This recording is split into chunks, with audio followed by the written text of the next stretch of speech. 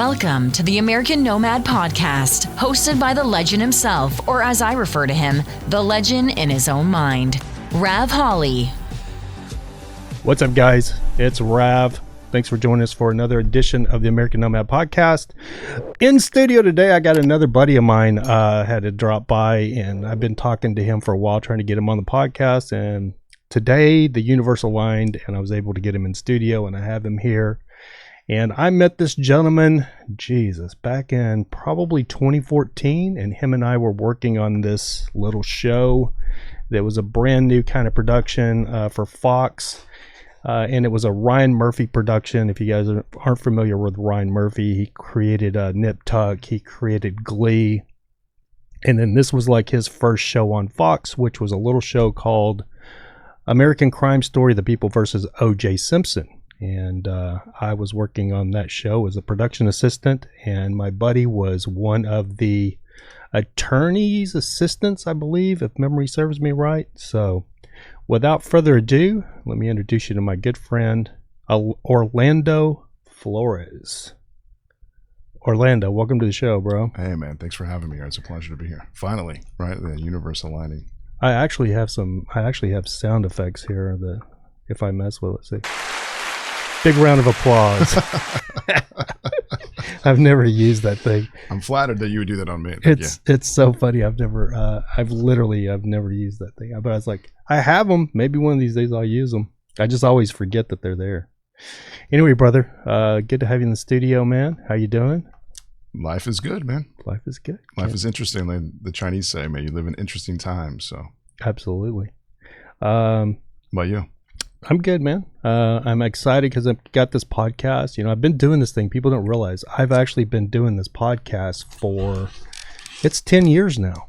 If you look back through the episodes, and I started it was called Images Everything, and it was just about basically photography. And I started it when I moved out to Joshua Tree, and it just it's hard to get guests to drive all the way 133 miles to Joshua Tree. So I had 4 or 5, and then it kind of went south. I think it's outside of the 30-mile zone, so yeah, that's probably an issue. You should get Agassi on here. If image is everything, that was his tagline. Right? Yeah. Was it? Yeah, Nike commercials. Image is everything. What is the image of a rebel?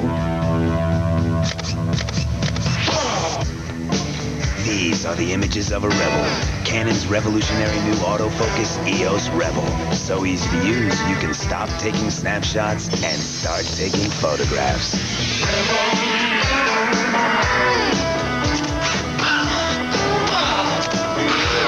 Image is everything. EOS Rebel from Canon. So advanced, it's simple. Oh, I never even heard that. That's crazy. Yeah, it's like you try to come up with something original, but it's never original. That's what they talk about in photography, actually. That's one of my problems trying to write.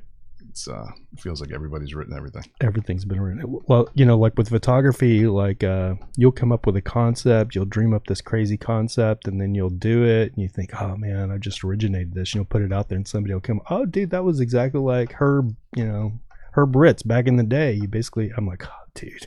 So it's like they say everything's already been done. So, but as long as you have your own creative spin on it, that's all that matters, I think. It's all about inspiration, man. It'll take you anywhere you want to go. So we actually met on the set of American Crime Story, The People versus OJ Simpson, and you were one of the attorney's assistants. Is that what you played on that? Yeah, and assistant district attorneys. There's 3 of us that were assisting Marsha Clark and Christopher Darden, their characters, obviously played by incredible actors that have gone on to do many other wonderful things, and yeah, it was a heck of a time.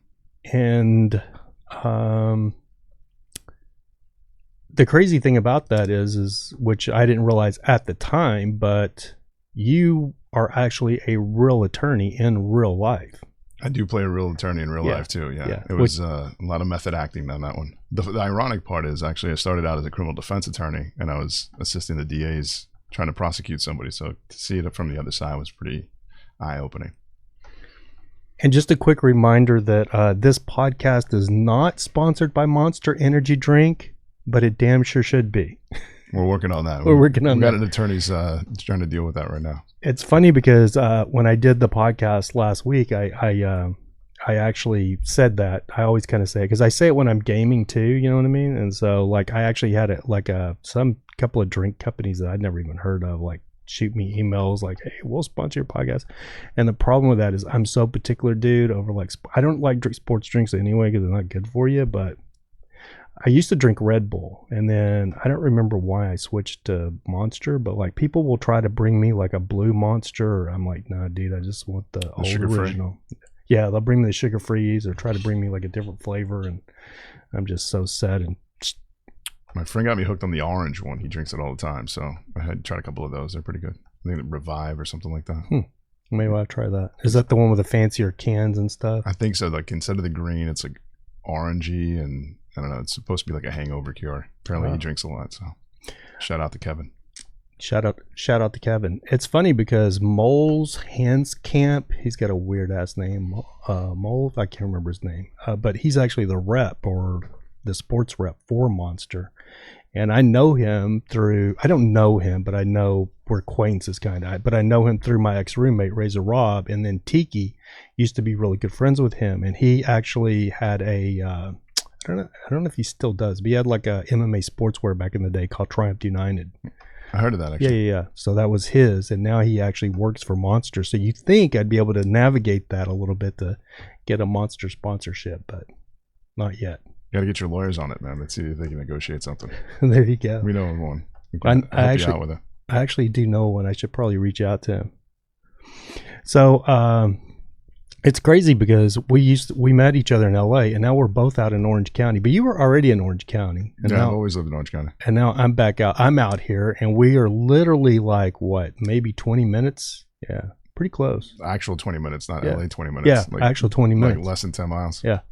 So it's I don't know why it was such a hard we had such a hard time getting you on the podcast. It's crazy because you were supposed to be on here like a couple weeks ago, and I pulled an all-nighter and I texted him like, dude, I'm like just going to sleep. I remember texting you like 10 a.m. because we were supposed to do it around noon or 1 o'clock, and it's like I finally get a message like 12:30. Hey man, I just woke up. Oh, that's right. I guess today's not going to work out. Yeah, sorry about that, dude. That's all right. Story of my life. Being a insomniac is I'm nocturnal, you know what I mean? When as soon as the sun, I'm like drowsy and tired, and as soon as the sun starts going down, I'm ready to go. So when were you born? What time of the day, do you know? I was born at like 7:04 a.m. or 7:08 a.m. in the morning. They say usually, depending on the time that you were born, that's when you're like most productive or most alert. So I was born like 5:10. So you're a morning person? No, 5:10 in the evening. So same thing with me. Oh, gotcha. I wish that the workday was like, started around noon. Right. Yeah. Same here. Like college. Yeah. It's basically 2 o'clock and on. That's when I started classes. Same here. It's kind of a hereditary thing, I guess, because my mother was the same way. Yeah, it's the exact same way. She had the same thing. So I don't know if it's hereditary. I think it's more like they say nature versus nurture. But if your influential, person that you modeled yourself after was doing certain things, and it becomes more normalized to you, and then I think you just think that's normal. Yeah, could be. Because I don't think there's like a genetic predisposition to being. Well, nocturnal. I was always like that as a kid too. So like going to like even like elementary school and shit was impossible for me because they'd send me to bed and I'd lay in my bed looking at the ceiling till 2 or 3 o'clock in the morning. And as a kid, as a little kid, I'd finally doze off like, anywhere from midnight to 2 or 3 in the morning. But my mind was just going. And then I have to apologize to Razor and his beautiful wife for the podcast the other day because sometimes I get a little anxiety, and this was bringing the podcast back. So my buddy Tony over at Cannabis Talk 101, his podcast, he actually gave me these, and so I actually use these things to sleep. And hey Tony, thank you. Yeah, they're actually great to get to help me wind down. So like at night, if I decide, I think I'm ready to so I'll hit these things a couple of times, and then on the podcast the other day, I made a grave mistake.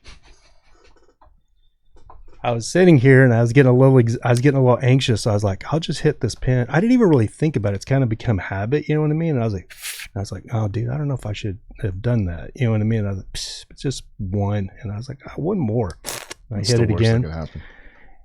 And then they got on the podcast, dude, and I literally, my mind was like, you know how you just kind of, you're baked. So I started overthinking everything, and then every time Razor would say just one thing, I'd be like, yeah, yeah. And I'd cut him and his wife off, and I was like, and literally somebody like messaged me like, dude, you're a terrible podcast host, man. Shut the fuck up. It's like, so randomly I just watched a YouTube video on the effects of marijuana, the cannabinoids and THC and all that stuff on the human brain, and within like 30 seconds it enters your bloodstream, it hits your cells, and then it causes you to be like hyper focused, and it's like one of the sort of like described benefits, if you will. Like I've heard friends say that they're better drivers when they're stoned. And it's because, arguably, you're more focused on what you're doing, so you're like very aware of everything around you. So maybe that's what you're just hyper focused on the answer. I think I was hyper focused, but it was to a point where I was so hyper focused on the conversation, but I was hyper focused because people don't realize, like, I'm not trying to make a bunch of excuses for myself because nobody's to blame but myself, but I'm the producer here too. You know what I mean? People watch like Joe Rogan and these big podcasts, and they actually have, like, Joe's got Jamie. Jamie's hitting the switcher and changing the cameras. This is a 3-camera setup, and I'm changing every camera angle myself, plus trying to keep the conversation going and everything. So I was hyper focused on that stuff, but then I was letting my mind get distracted by the gear, and then trying to acknowledge Razor, and so it just became this thing where as soon as he would say something, I'd be like, yeah, yeah. Maybe you're not allowed to be hyper focused then. You have too many things that you're juggling. If you just juggle one ball, it's not as exciting. Well, yeah, that's why I say it was a mistake. I should have never hit that pin, because it just, and then I realized like 5 minutes into it, I'm like, oh dude, I'm like a little baked here. I probably shouldn't have done that. Because I've never been like, I don't know if you remember this. I've never smoked. Like I didn't smoke. Be a smoker. I didn't smoke when I was a kid. It was a big, peer pressure thing, because all the kids do, because I just, it F's with me a lot. I don't have a tolerance for it. I never built up a tolerance for it. So like, yeah, fucks with me a lot. Don't experiment on the air then, maybe. Exactly. Yeah. That's exactly right. Do that in the comfort of your own home. Yeah. So your acting career has kind of taken a back seat to your law career, because I guess that's where the majority of your money comes from. But I really believe, like, dude, you should like go all out. Well, it's funny because at the time that I met you, I just joined SAG, became SAG eligible. So that was the first, like, I think I ended up working like, let's say 30, 40 days on that show. Because I'd done some stuff before, and then just by happenstance ended up in this particular role. And I worked enough to get SAG healthcare that year just off that show. Which I guess is a big deal, but it is a big deal. Too lazy to send in the paperwork. So it was pretty ironic.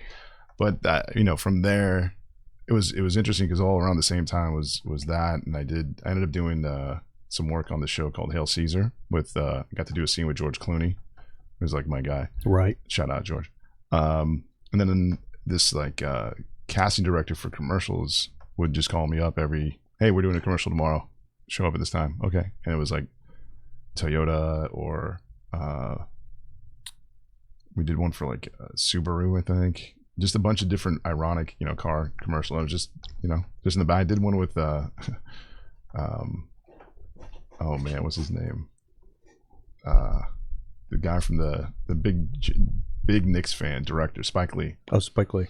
And I did a Capital One commercial with Charles Barkley and stuff. So, so it was all really good. It was staying busy. And then at the same time, I divorced my ex shortly before that. So this whole scheduling thing, not knowing when you get off work, when you're going to go to work.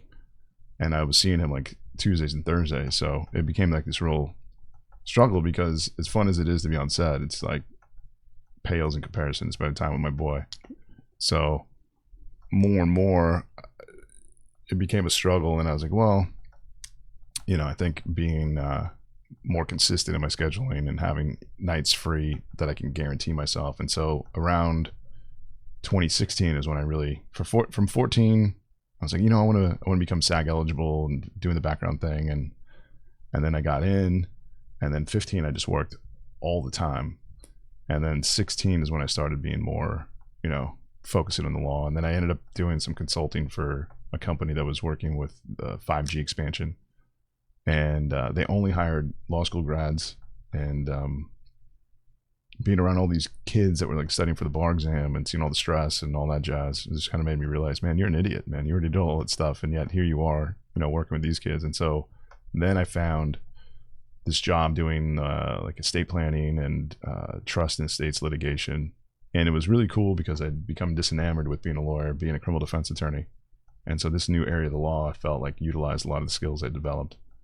It was fun and making a positive change in people's lives and helping them, being able to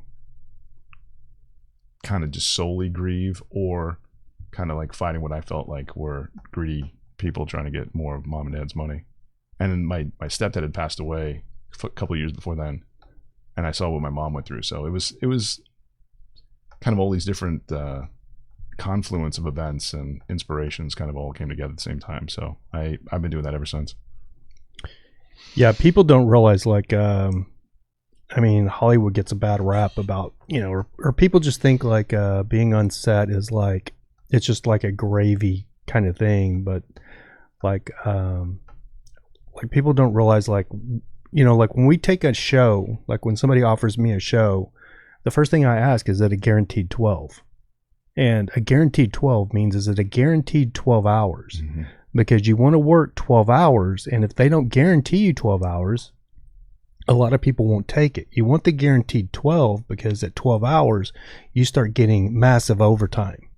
And you could literally work, maybe 4 hours past 12, and you'll make more money in that 4 hours mm-hmm. than you did the first 12.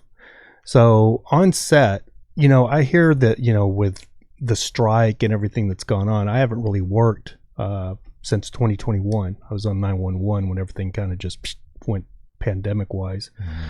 But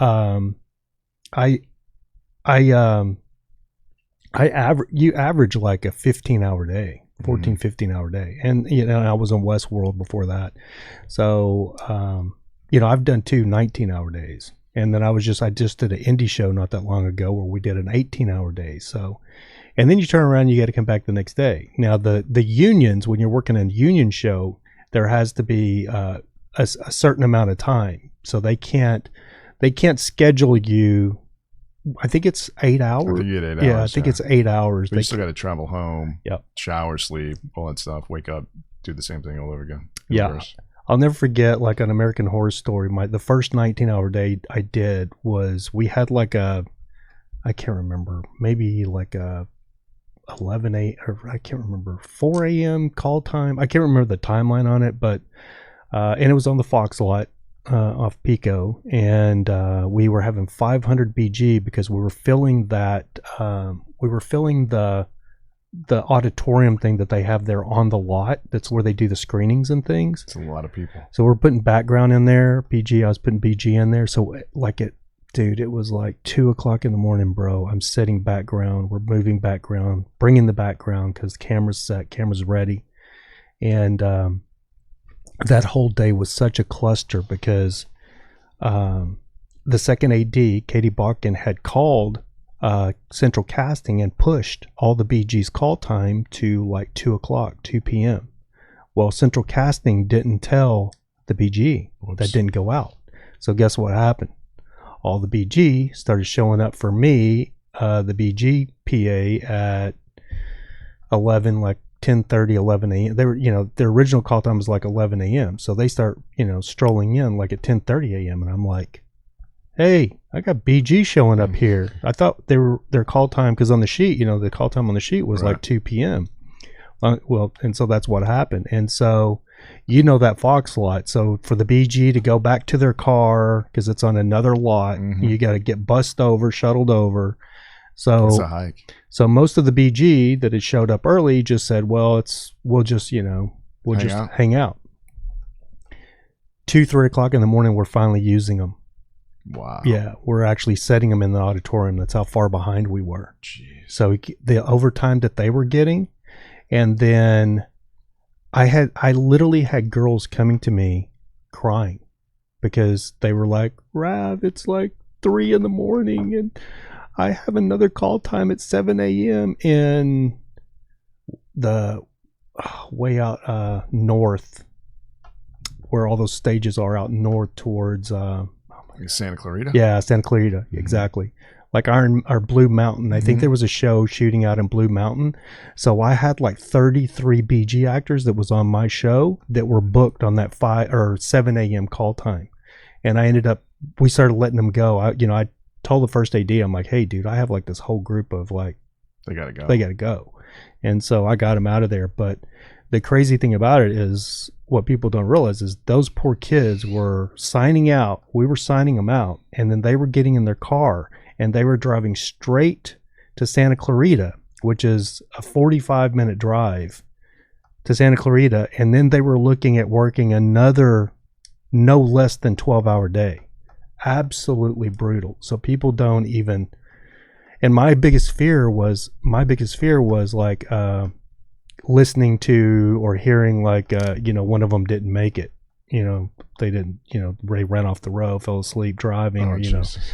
That happened to me when I was living in Joshua Tree, dude. I was coming in for it might have been American Crime Story. I can't remember. You were out there OJ. for a while, Yeah, right? yeah. Is that when you were living in the Yeah. van living? Well, no, I had a house out there at that time originally.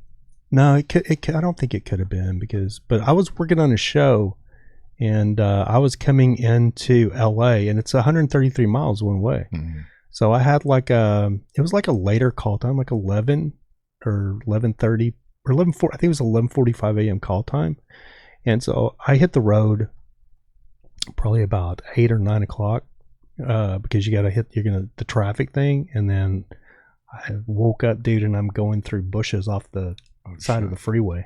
Like the bushes woke me up, and I was so lucky because it was one of those instead of hitting that concrete wall, I'd just gotten past the concrete wall where there was an exit and so there was bushes, and so I run my truck, and I had a Land Rover back then, so it was up high enough. You were roving the land. Yeah, it didn't really do anything to the truck, but I called my second AD, Katie Bach, and I'm like, Katie, I got like. She was on OJ, right? Yeah. She's like, I said, hey, I got a problem. She's like, what's going on, Rav? I said, like, I just fell asleep driving and ran off the road. And she's like, oh my God. She goes, find a gas station, pull over, sleep for a couple hours, and then come in. I was like, okay. So that's what I did. I found a gas station, took a nap. By the way, do you guys have a weed whacker on set? Because I think I might need that. Weed whacker? Yeah, for all the stuff. Oh, that was under my truck. Yeah. I did have a bunch of stuff in the bumper. I had to get out and like pull it all out because it was like weeds and sticks and shrubs and everything like under the undercarriage and stuff. So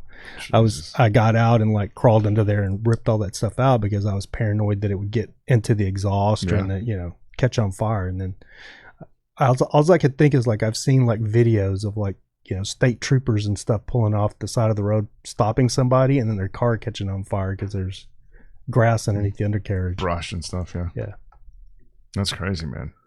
For some reason, Santa Clarita always has like the earliest call times too.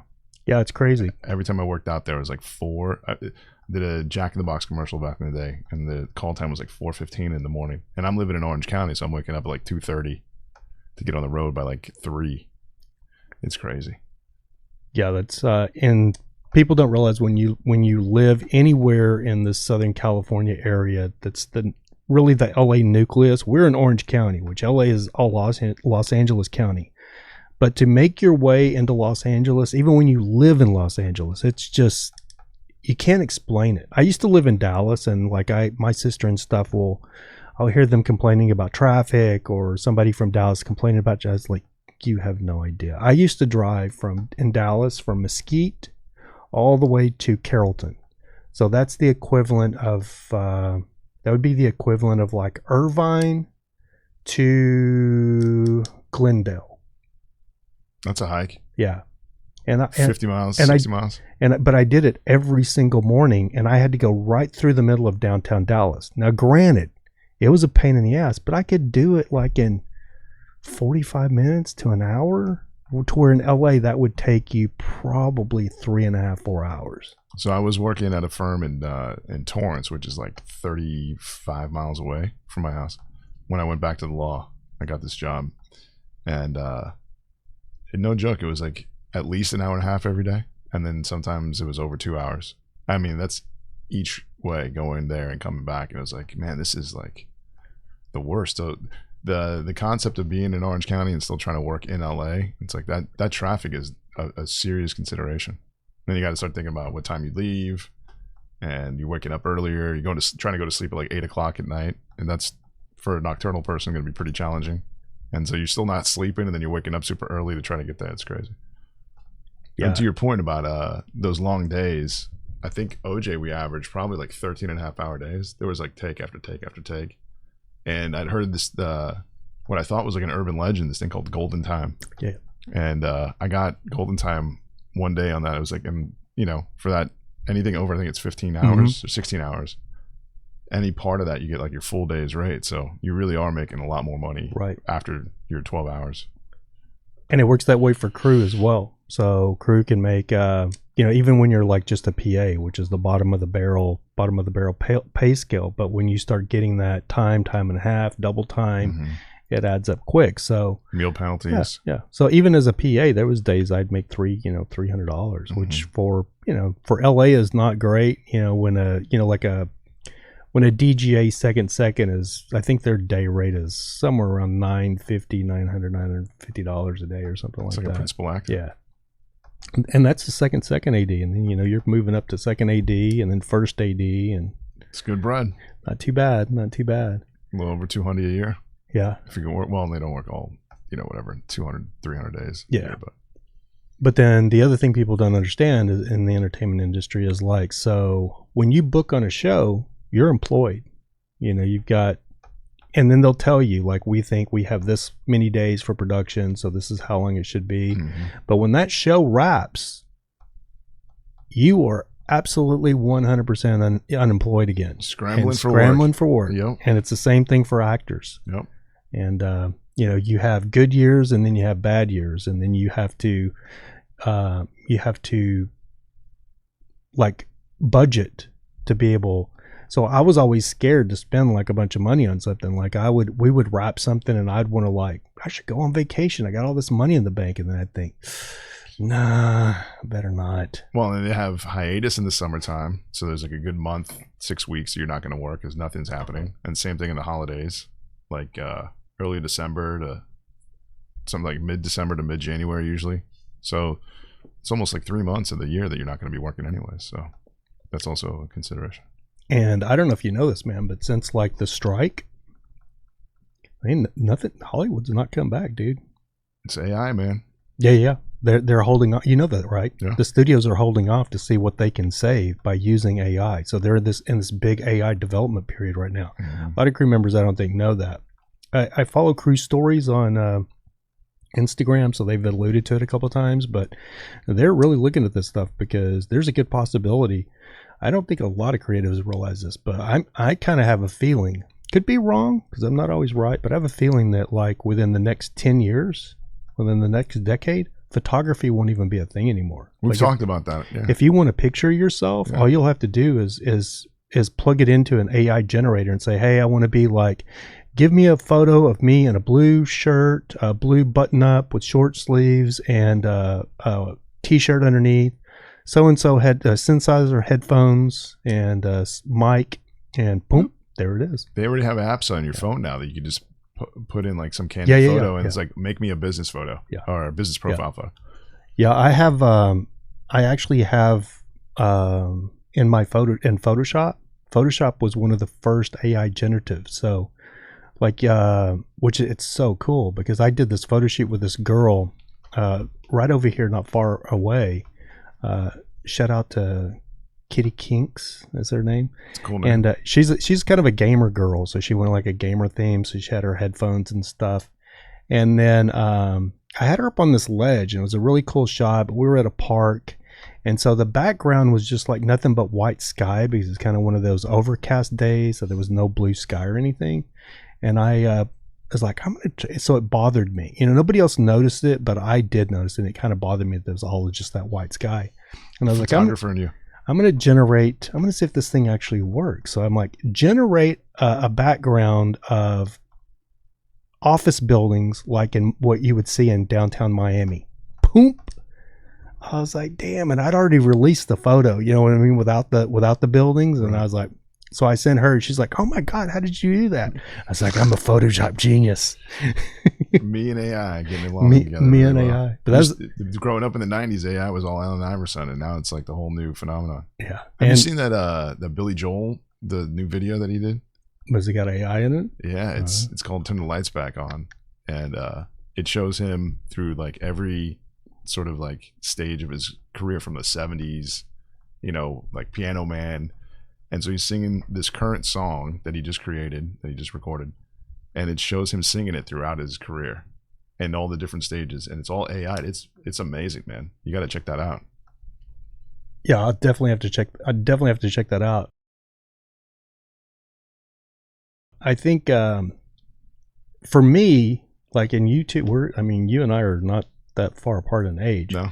So for me, like with this AI thing, I think a lot of people are sleeping on it. They kind of, you know, it's there, and they kind of get it, but they don't really understand like how it's going to change our lives. And I've had a couple of people like asking me, what do you think of AI, Rav? And I'm like, dude, AI is what the internet was to us in the 90s.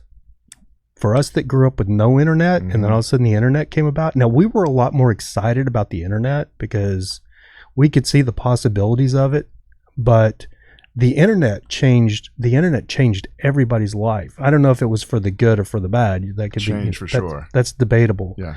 But for those of us that remember no internet to now what we have with it, like this whole thing right here. This whole thing right here would be, you would have to go to a TV station before, and it would be like a talk show that would have to be broadcast and aired on TV.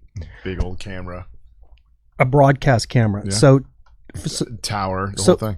And so you had to like go to broadcast college to school to be able to do something like that. And this is what the internet has done, because anybody can, like, if you can put it together, if you're intelligent enough to put it together, anybody can do it. That's why I don't have one. Yeah. That's probably good there. No, you should, dude. You really should, because you're a poet too. That's like your passion is poetry. Yeah, it's weird. I fell in love with poetry when I read Casey at the Bat. I've never heard of it. Very simple. It's about, you know, the Mudville Nine playing a baseball game, and they're down, and here comes their big stud baseball player. It's Casey, and the whole thing is like, he's up there. Don't worry, you know, strike one, don't sweat it. You know, this is mighty Casey. He never strikes out. And strike two, don't worry, and then strike three, and then the end of it is the mighty Casey struck out. And I think for some reason, like it clicked with me because of the story that it told. It rhymed, and I thought, man, I think I can do that. And so I've been writing poetry since I was 17, so 30 years now. And it's, you know, a lot of people journal or they write, they have a diary, and it's like all my stuff is just how I'm feeling at the time, or like reflecting on moments from the past. And just I'm really inspired by the use of like the English word. You know,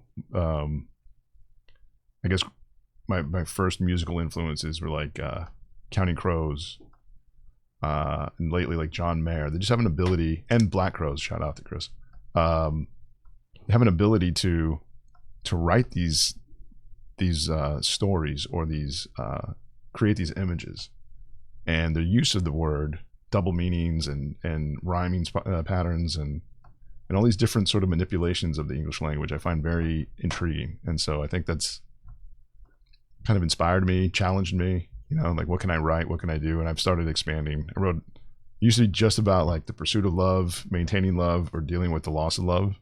And now I've, you know, with a couple of exceptions, like when I graduated law school, I wrote something about my mom, like a thank you.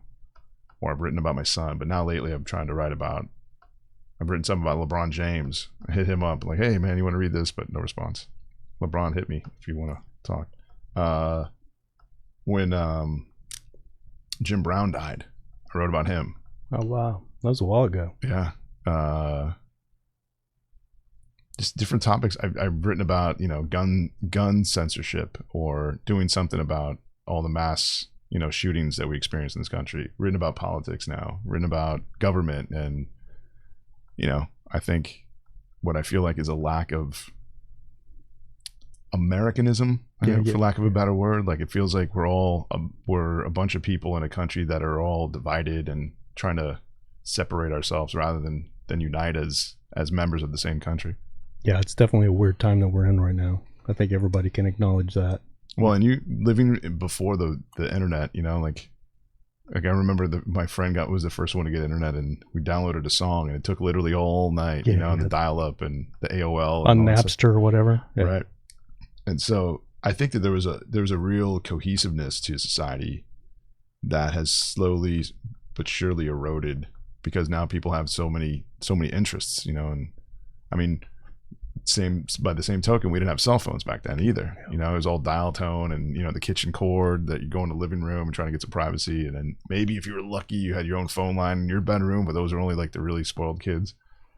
Yeah, it's funny because like I was talking to some millennial or younger millennials or Gen Zers, maybe. I guess maybe they were Gen Z. They're 22, 23 years old. So I'm really sure how they differentiate them. I think they're Gen Zers. And I was telling them, and they're like, how did you guys do things like before cell phones? And I'd be like, here's a perfect example. When we were kids, if we were kids in the same kind of neighborhood, right? And I'd be like, hey, you want to play baseball tomorrow? Or you want to play basketball tomorrow, like at noon?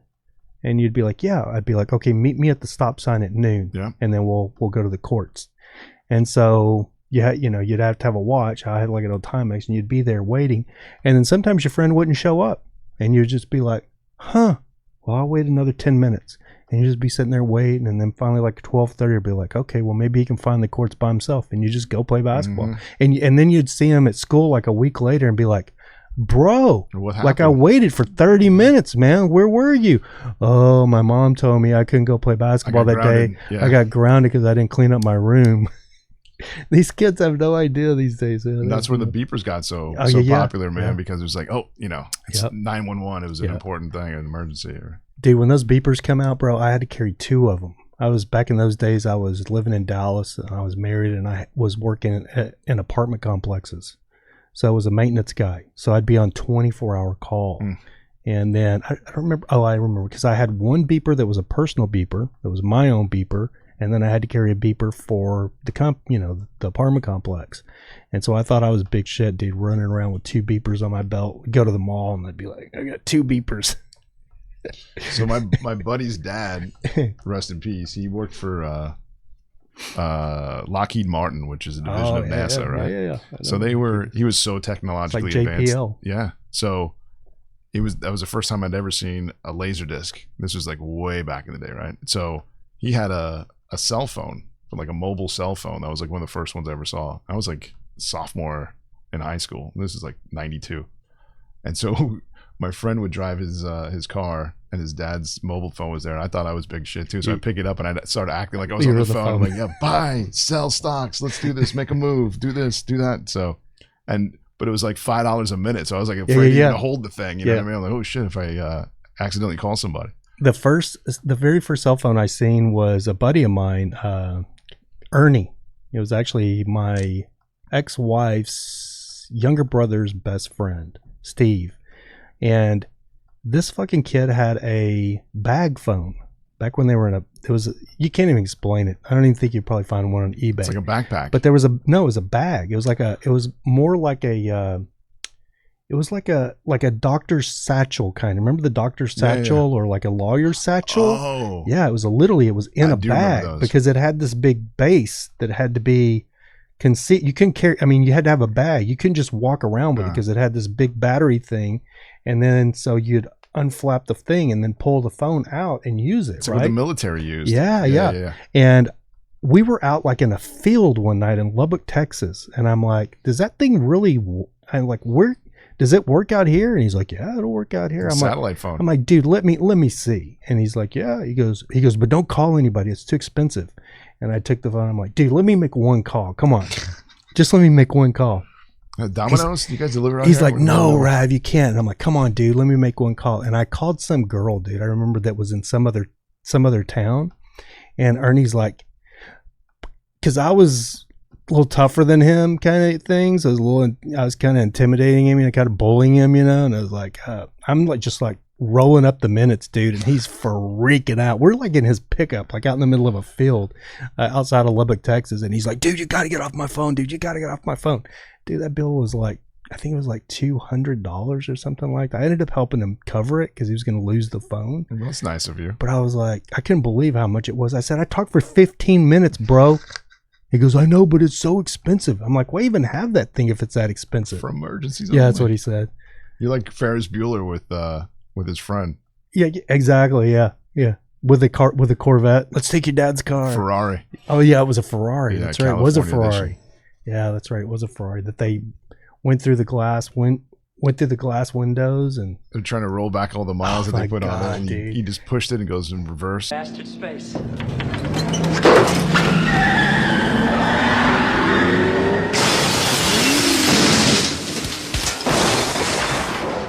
You know what? I thought that was like just a urban legend, but that was actually true. If you took those old cars like that, you actually could. You could jack them up and put them in reverse and roll the mileage back because the odometer rolled forwards, and if you reversed it long enough, it would.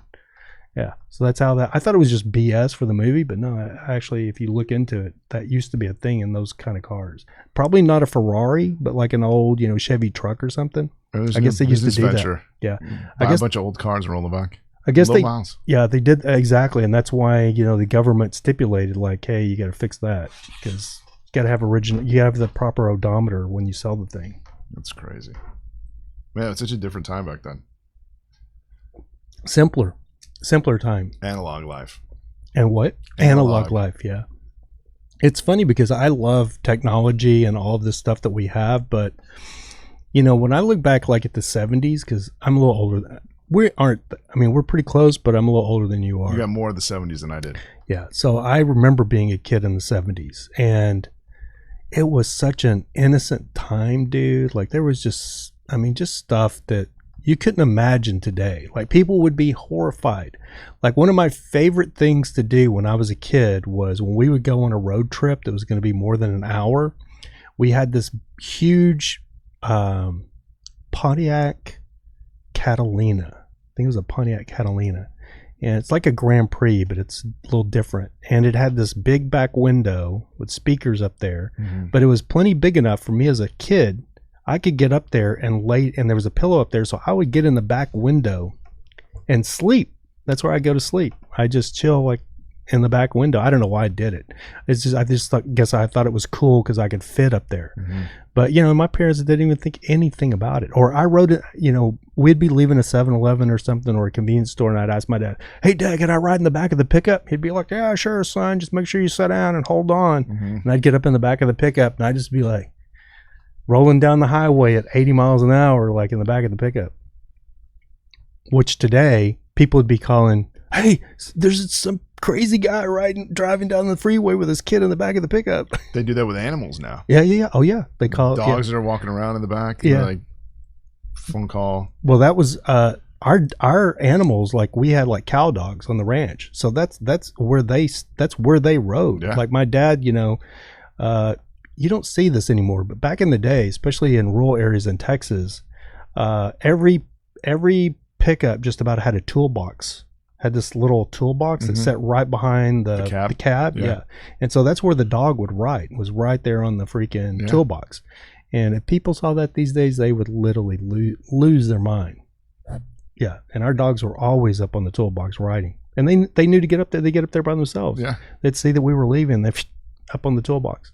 Well, like even just, like you were saying about, going to the park, play with your friend, like who does that anymore, really? It's like, the society's changed so much where it's video games. You can't even just call up your buddy. Like if you're a young kid, like, hey, we're going to go play in the park. It's like parent has to be present. And it's not even necessarily a bad idea, obviously, but the way that all these things have sort of changed. You got predators. Totally. It's so weird. And I've heard the argument like, well, they've always existed. It's just, the internet has shined a light on a lot more things that exist in society.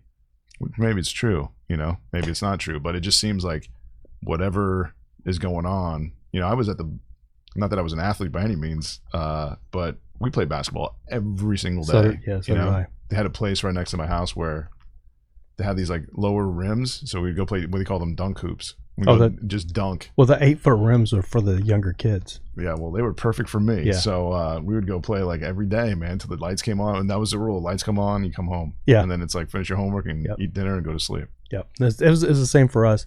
For us in Texas, it was funny because we basically played whatever sport was on TV at the time. Mm-hmm. So like if we sit there, in Texas is the Cowboys. So if we watch the Cowboys play, as soon as they were done, all the kids, like, we'd all get together and like we'd go meet, and then we'd play like football, flag football, or actually we played tackle football. Right. We played tackle football. No pads. No pads.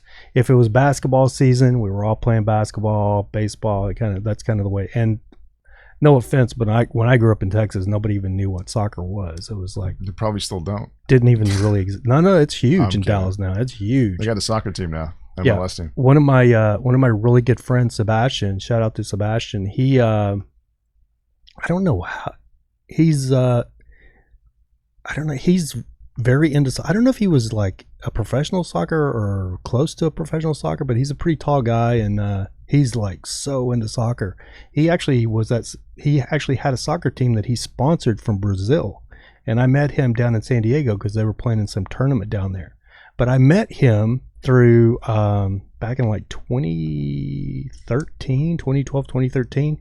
He invented this social media site that was a competitor to Facebook, and it's so sad that his didn't last. It was called Sue, but it was spelled TSU, but it's like the Japanese pronunciation, Like Sun Tzu. yeah. But they paid you to post. Yeah, you got paid. I made like $300 off of it, but the problem was it got bombarded by like Indian, and because everybody wanted to make money. But it was a great concept, which now like Facebook and they're all coming around to monetization and everything. But his was way ahead of the time. But there's like videos of stuff of him on.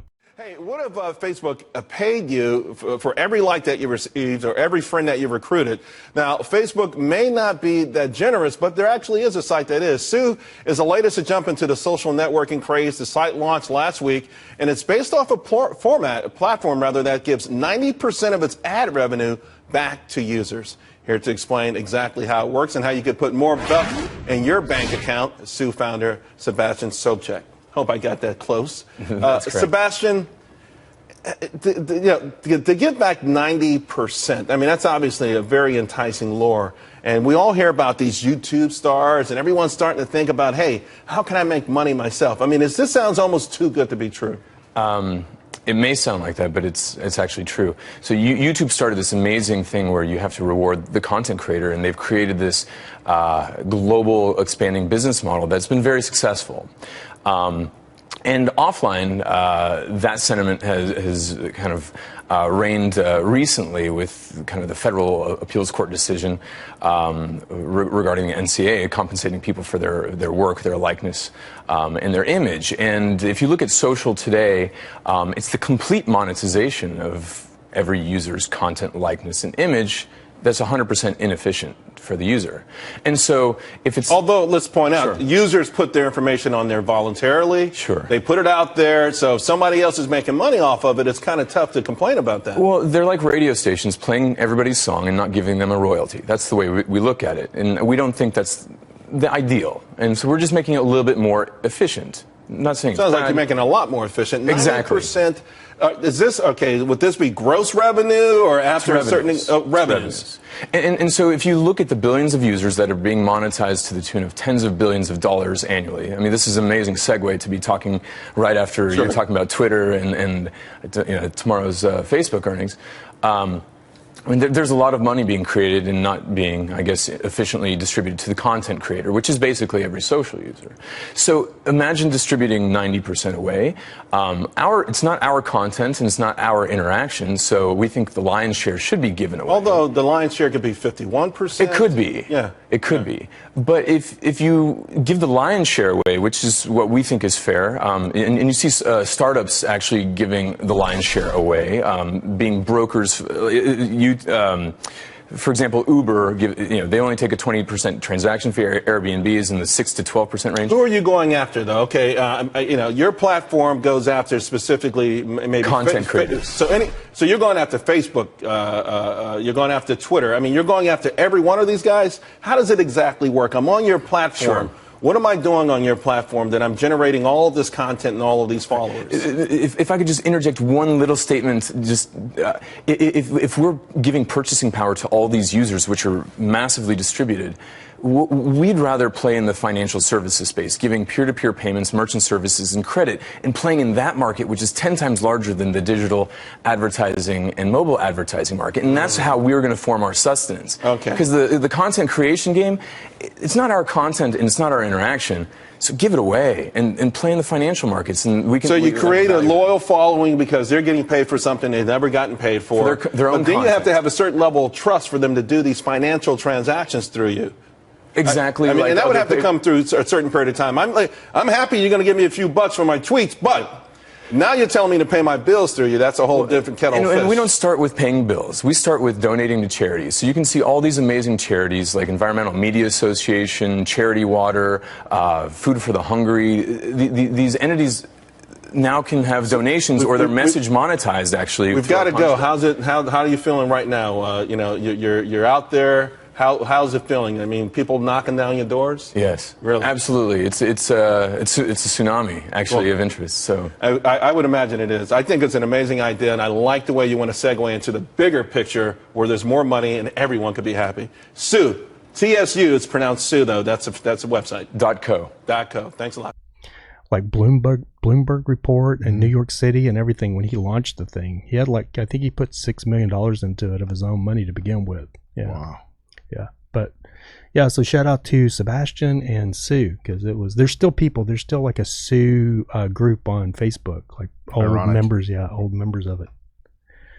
Cool It's times. a different time, like MySpace, right? Oh, dude, me and Razor was talking about MySpace. MySpace launched my career, dude. I was getting a divorce in Dallas when MySpace, and I was running around as a photographer in Dallas, and a friend of mine, Katie Austin, shout out to Katie. She was the lead singer of a house band at this place called Cowboys in Texas. Cowboys Red River, I think, or Cowboys Arlington. We were actually hanging out with Dimebag Darrell and Vinnie Paul from Pantera. Wow. And they were talking about MySpace, because MySpace originally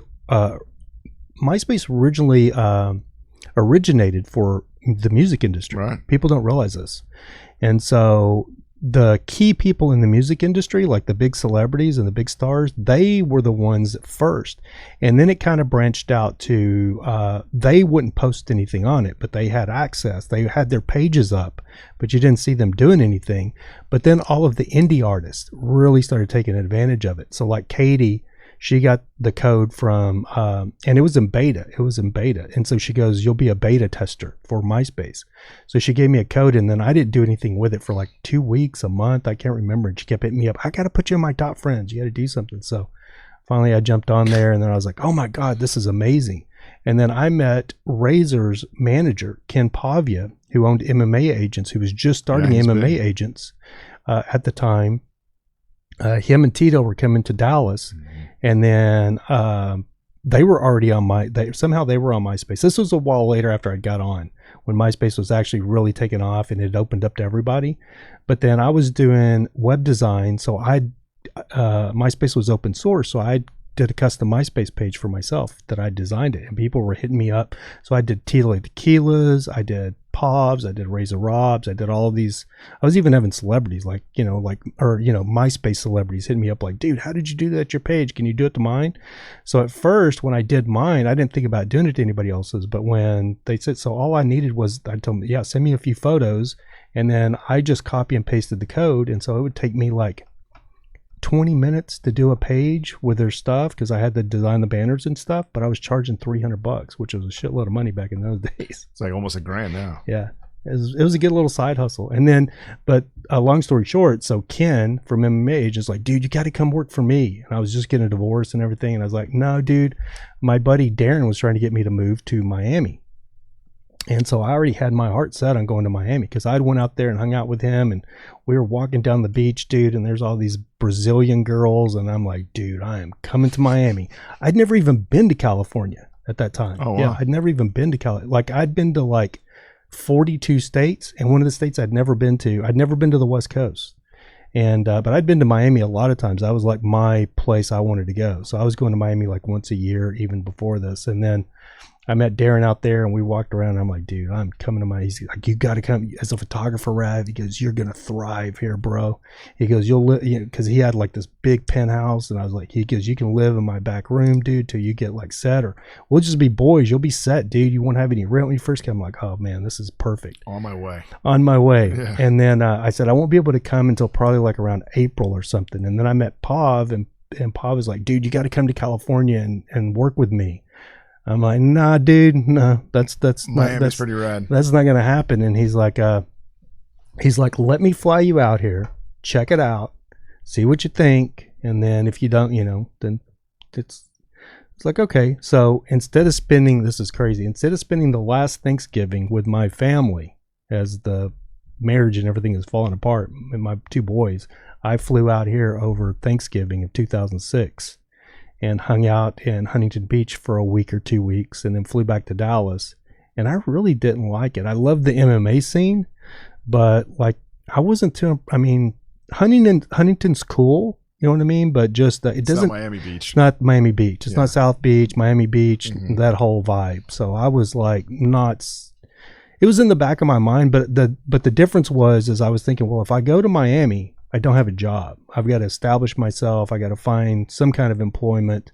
But if I go to California, I've got a job, and it's kind of in the industry that's just taken off and could be a good in. So I was stuck. I couldn't figure out if I wanted to go to Miami, if I wanted to go to California. And then Pav hit me up, and he's like, dude, you got to let me know, because I'm going to have to find somebody else. Are you coming to California, or are you going to, he goes, come to California, dude. You won't regret it. And so I came out here, and he paid to move me out here, and I've been here ever since. Almost 20 years later. 2006, I was in the process of driving back from New York. Drove back from law school. Were you living over there? Yeah, I went to law school in New York. Holy shit. St. John's. St. John's. In Queens. Wow. Yeah, I used to have a place when I was working all over the country. I had a place in Astoria Heights in Queens, right by the East River Bridge. I used to take the N train into Manhattan every morning. My aunt lived in Astoria for a while, which is not. It's actually a nice Astoria Heights, but yeah. Queens is actually pretty cool spot, and they remember in school they had an article. It's like the most diverse place in America. Some like 100 and something countries are represented by cuisine and culturally, So it was pretty cool. My cousin had a restaurant in Manhattan for 25 years, so I worked there in school, and I love Manhattan. I love New York. Yeah, it's one place that I could have. It was weird because I left my place, checked out of it. My wife actually came out from Dallas because she had never been to New York, so I flew her out from Dallas, and she stayed with me for like a week. And we went around the World Trade Center, the old World Trade Center, and that was like May. It was May the 11th, 5/11 of 2001, and exactly 5 months later, we had video because we took video. Yeah, we went to the World of Windows Cafe. We took all the tourist stuff. And it was crazy. And then I remember it was crazy on that video because I shut the video and I asked my wife, I'm like, these buildings are so big, dude. Like in 100 years when they want to put something else here, they're too big to even bring down. Like, how would they even take them down? And then 5 months later, dude, I was sitting and watched them all come down. It's crazy. Well, there's conspiracy theories about that too. Well, and they're legit because like, you went through that complex for Building 7. People don't realize that Building 7 was not even close to the north or south tower. It was way over in the back corner. It was literally like a block away. At least a block away. It's a big complex. It's a big complex, and they had like this big world dome globe ball thing. It was just I don't know. It was just an art piece. Kind of like the Louvre a little bit. Yeah. Like out in the middle. It wasn't as big as the Louvre, but it was, out in the middle of that. But I mean, that thing across there probably was what, 100 yards? It was a football field Just at about. least across that thing. Yeah. And you'd see people walking between the buildings, and then people don't realize, like, if you took the subway to the World Trade Center, you stopped underneath the World Trade Center. And then when you exited, there was an underground mall. There was a full underground mall under the World Trade Center. And then when you would come up, and I would always come up in the Marriott, because there was a Marriott hotel. People don't realize this either. There was a Marriott hotel with a glass ceiling, glass roof, and you could literally walk through the Marriott hotel and look up and see both the towers up through the hotel. I spent a lot of time in those buildings. I used to go to have breakfast at the World of Windows in the World Cafe, and which was up on the I think the 107th floor or something like that. I can't remember. It was almost to the top, but not to the top. I think 110th floor was the top floor, if I remember right. It's been years. But it was weird because I was talking to somebody else that was very familiar with the buildings, that maybe he said he used to work in the building. And we were with these girls, and I said, you can always know when somebody knows those buildings, because a secret that people don't know about those buildings is when they were built in 72. I think they were built I think they opened in 1972. At that time, I don't know if it was the technology or whatever it was, but they had decided to stagger the elevators because those buildings were so tall. So you rode one elevator up to a certain floor. It was like the 50th floor or something like that. And then you'd get off and you'd get on another elevator to go to the top. It was weird. And then you didn't operate those elevators yourself. They had an operator. They had an elevator operator, guy like in a little cap. I remember, as a really cool young black kid. He was like funny, and like, he was like entertaining, you know what I mean? He was like laughing at people's shoes, you know, like, hey dude, where are you from? Those aren't New York shoes, you know, kind of stuff. Yeah, it was cool. Yeah, and then like 5 months later, those buildings are gone. Yeah, it's I spent a lot of time in New York as a kid. All my family's back there, so over the years it's changed a lot. And then I started going to school in 2002, so it was like I was there for the 1 year anniversary, and it was crazy to me how, you know, like I said, my cousin had a restaurant for 25 years in Manhattan, and we go there all the time. And then all of a sudden now they're stopping every car that goes on the bridge. There's like a police officer on every train now. They're checking backpacks, they're checking cars, they're checking people. It was like this mass hysteria. I mean, and not necessarily misplaced, but right. But at the same time, it was like this huge, you didn't feel safe. And then you also felt to some way that you weren't really free either. You know, all of a sudden it's like, you know, now you're subject to search and seizure basically any time. It's like, you know, going to law school, it's like, oh, I know my constitutional rights and all this other stuff. It's like, yeah, well, whatever, man. Let's see what's in your bag. Yeah. But at the same time, like, my car got broken into 3 times, stole my laptop right around final season. So it was such a weird experience. And, you know, and then to see how everything's evolved now, and like, now I don't know the last time you've been there, but now they set up this thing in the city where 2012. Oh, really? I was actually at a taping. It was really cool. I was backstage at Kelly Ripa and Regis. Regis was gone already, and Michael Strahan was there. Oh, yeah. But he was a guest host at that time. He wasn't like signed on the show, but he wasn't there that day. So it was just Kelly by herself. But it was cool because I was literally like I was in the back, and like her name is like on the wall, and where I was standing, I could see like out towards the crowd, but I couldn't quite see Kelly, sitting in the chair. But it was really cool being backstage there at that show. Well, now they've the city has tried to really amplify like outdoor seating. This is, I think, probably before COVID, but there's all kinds of tables and stuff on the streets of Manhattan now. So parking is even harder than it used to be. Like Long Beach or something like that. Kind of like an Belmont outdoor Shore. Yeah, like an outdoor vibe to it, so that there's more. Well, there's a lot of that in downtown LA too, which is crazy with Yeah. all the stuff going on down there. So that was a huge change. I felt like all of a sudden it's even harder to find parking. You know, parking structures are getting even more expensive. It's crazy. It's crazy. I remember when I was going to, that's how I ended up in Astoria Heights, because I had a Yukon that I was driving, and I needed a place to park that damn truck. While I had, and people were like you're screwed, dude. There's no place. That's how I ended up in Astoria Heights, because I found that it's a pyramid building in Astoria Heights. I can't remember what it was called, but they had parking. They like designated parking anytime I was there, but it was street parking, but they designated it for me because it was private, but it was street parking, but it was for that building. But I'd looked at a place in Manhattan that was way cooler, you know what I mean? Because to be in Manhattan's where you want to be. Mm-hmm.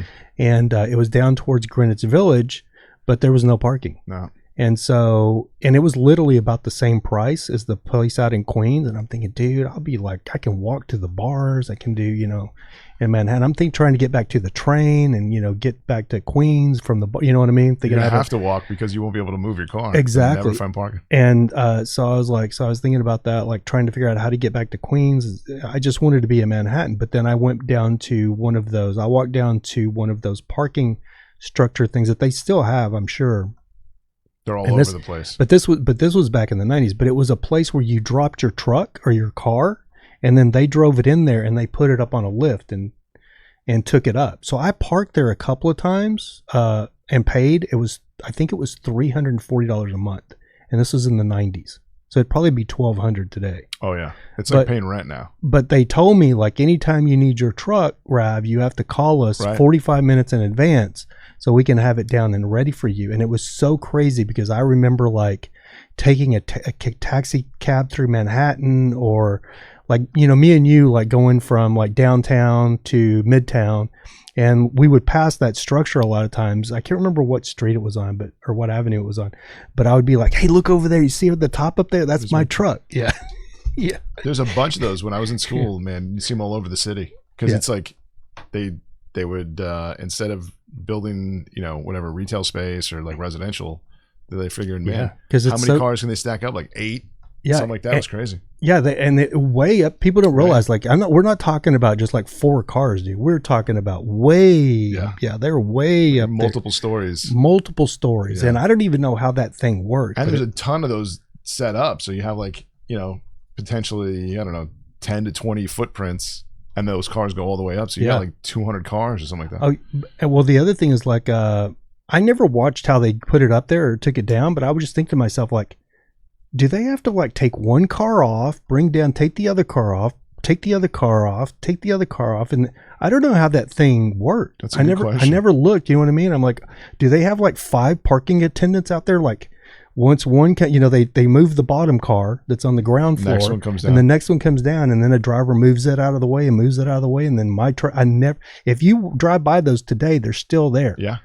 They probably invented a better conveyor system, but back in those days, I'm like, it's probably why it took 45 minutes, because they're probably manually having to move every single car off that lift to get mine down from the top, because mine was a big truck. So, and I was very seldom ever getting it. So you were at the top. It was at the top. It's like the beginning of the Fast and Furious. He's like, I think I can stick my landing. Watch this.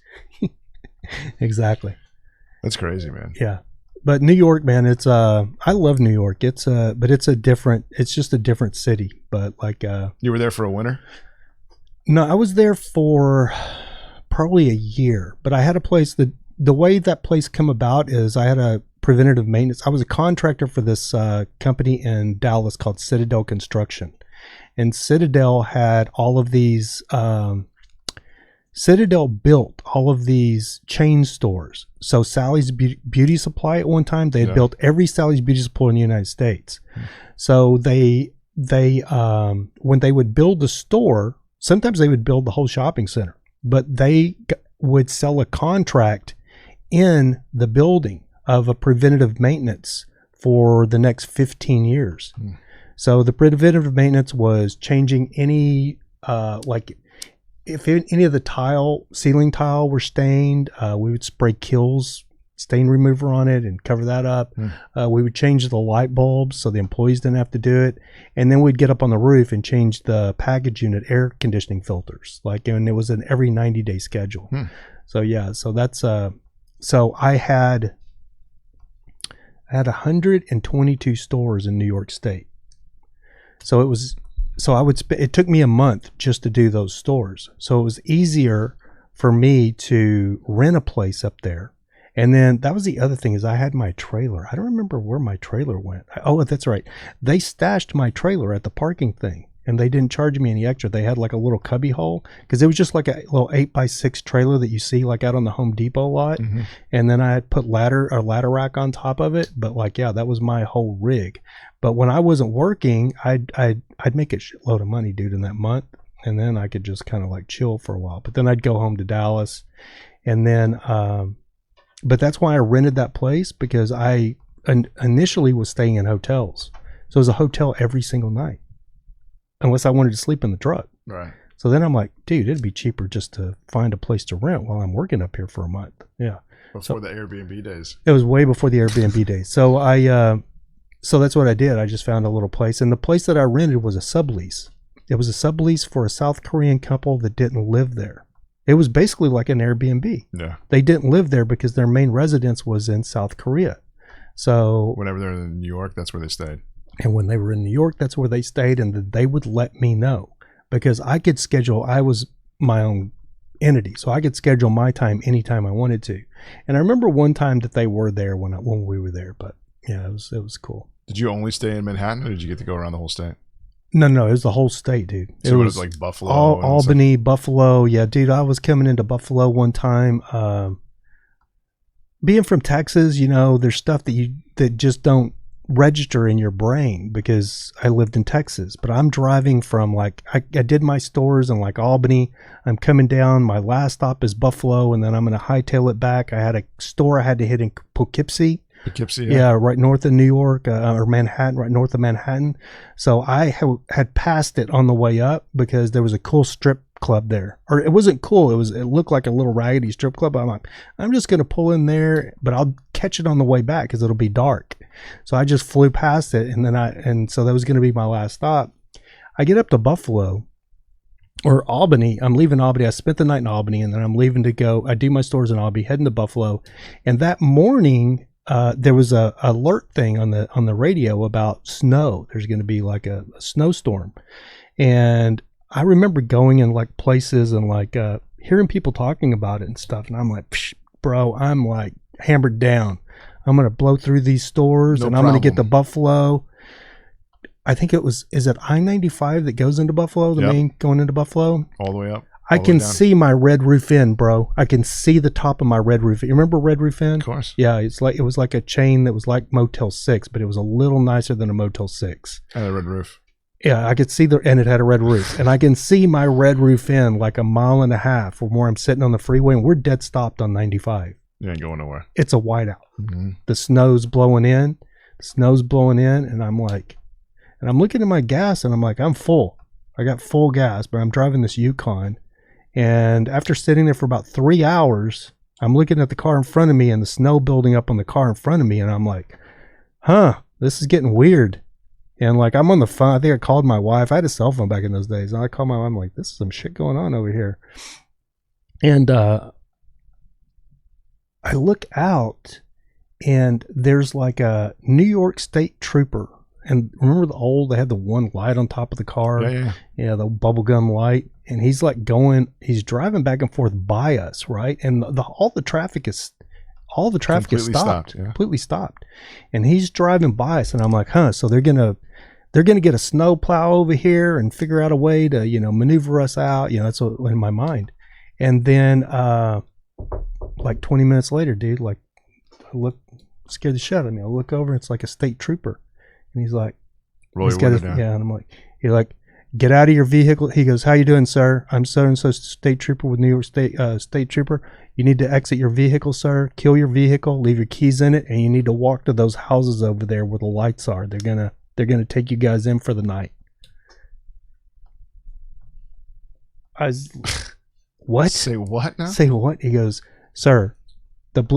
He goes, I don't have time to talk to you, sir. Get out of your vehicle and go that way. And I was like, he goes, there's people over there waiting for you. They'll catch you. And it was the regular people, dude. I remember going and staying in these strangers' house. I told my wife about it. It was the craziest shit. But they were so nice.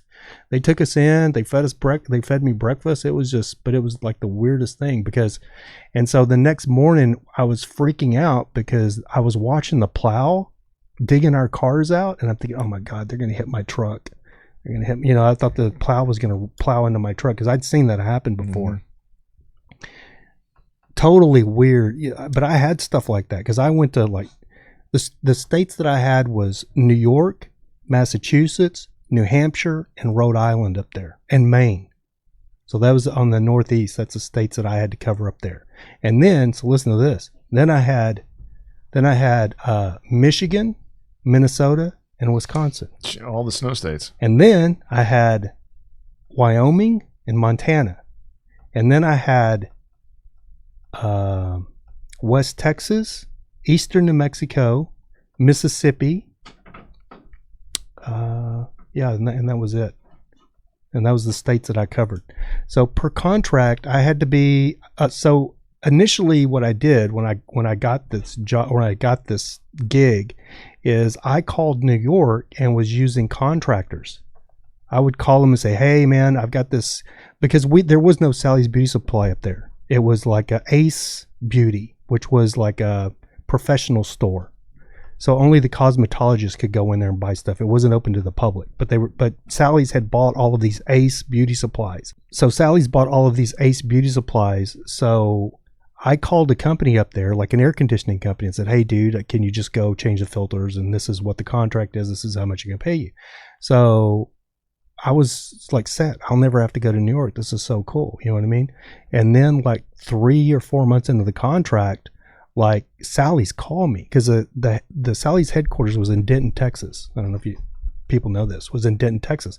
So Sally's calls me and like, "Hey, like what's going on with the Ace in New York? We're getting complaints about, you know, their light bulbs are out and you haven't serviced the stores." And I'm like, no, it's all been taken care of, because I'd gotten an invoice from the air conditioning company, like, you know, 2 weeks before this. And I'm like pulling the invoice. I'm like, no, I got that store was done. We went in there on some certain day, and they're like, "Listen, you're going to lose the contract because they're saying that there's so many lights out in this one store that it's dark in there."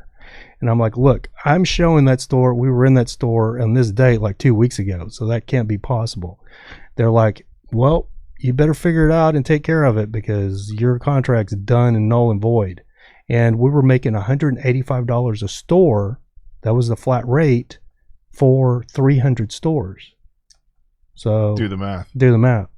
And you had to be in there every 90 days. And you could be in there 60 days or out 120 days and still be in contract. Or you could do them like every 90 days. So I was like, So I told my wife, we're supposed to do something. So I told my wife, I'm like, "I think I'm going to New York, honey." 60 grand. Yep. Yeah. So I run down to Home Depot, pulled into Home Depot, grabbed a little Pace, paid like $1,700 cash for this little Pace 8x6 trailer, because I had a freaking Yukon. Mm-hmm. And then I ran to Granger Supply, which is the professional supply. It's like Home Depot, but for like professionals. So I ran to Granger Supply where I had an account, or actually it's Sally's that had the account, and I filled that trailer up with. I had all the list of what each store had, like their filters and sizes and stuff. So I bought all these air conditioning filters, all of these light bulbs, like tube light bulbs, and put a ladder rack on top of the trailer, 2 extension ladders, and hauled ass to New York. And I got in 33 hours, dude. I drove straight from Dallas to New York, upper New York, straight through. Took me 33 hours. And I pulled up in front of that store, dude, the one that was complaining, and I was ready to just rip them, dude, you know, because I thought I was going to go in and there'd be like 1 or 2 light bulbs out and that they were just being nags about it. I pull up in front of the store, dude, and it's an old store because, you know, a lot of that stuff in New York is old, but it's big. It's a big store, and this is upper New York, so it's not as congested as New York City. And it's like this old shopping center from like the 70s, but it's a big store. And I pull up and I'm like, "God damn, it's closed. Why is it closed like at 4 o'clock in the afternoon? That's weird." So like I think I called like somebody. I'm like, I think this store's closed. And they're like, "They can't be closed. That's not possible. They're open till like 9 tonight." I'm like, "Well, dude, I'm looking. There's no lights on in there." They're like, "Well, it's not supposed to be closed." I'm like, "Let me go look." So I hang up and I'm like, walk up, you know, to like look at their store. No, it's open, dude. They had closed. Like 1 or 2 lights in that whole store that was working. And that store was like the size of a 99-cent store. It wasn't like a big Walmart, but it was like a pretty good sized store. So it literally took me like, I want to say 4 hours, dude, replacing light bulbs. And then it was crazy because I filled up the dumpsters in the back with the burnout light bulbs. I think they were called R40s or whatever, the big old fat tube lights, you know, that you get the skinny ones now, the 32s, L32s. But I threw them all in the dumpster, and I'm sitting there, and a freaking New York State cop pulls up to me, and he goes, "What are you doing?" I'm like, changing lights on the store, just changing the lights on the store. He goes, "You can't throw those in the dumpster." I'm like, "What?" He goes, "You can't throw those light bulbs in the dumpster. They have mercury in them. He goes, "Where are you from?" I said, "I'm from Texas." And he goes, "What are you doing up here?" I said, "Well, I have a contract on all these stores." He goes, "Well, you can't." He goes, "Look, I didn't see anything, but I'm letting you know, you cannot dispose of those tubes in the dumpsters." I'm like, "Oh, really? What am I supposed to do with these light bulbs, dude?" Where's your closest dump? Yeah, where's your closest dump? So anyway, I learned doing the New York stores, which is the only state I had to do that. But I would, so the bulbs came in boxes. So I'd pull the new ones out, put the old ones in, and then I'd take them back to Texas and freaking dispose of them there. Pain in the ass. Did you ever find out what happened with that company?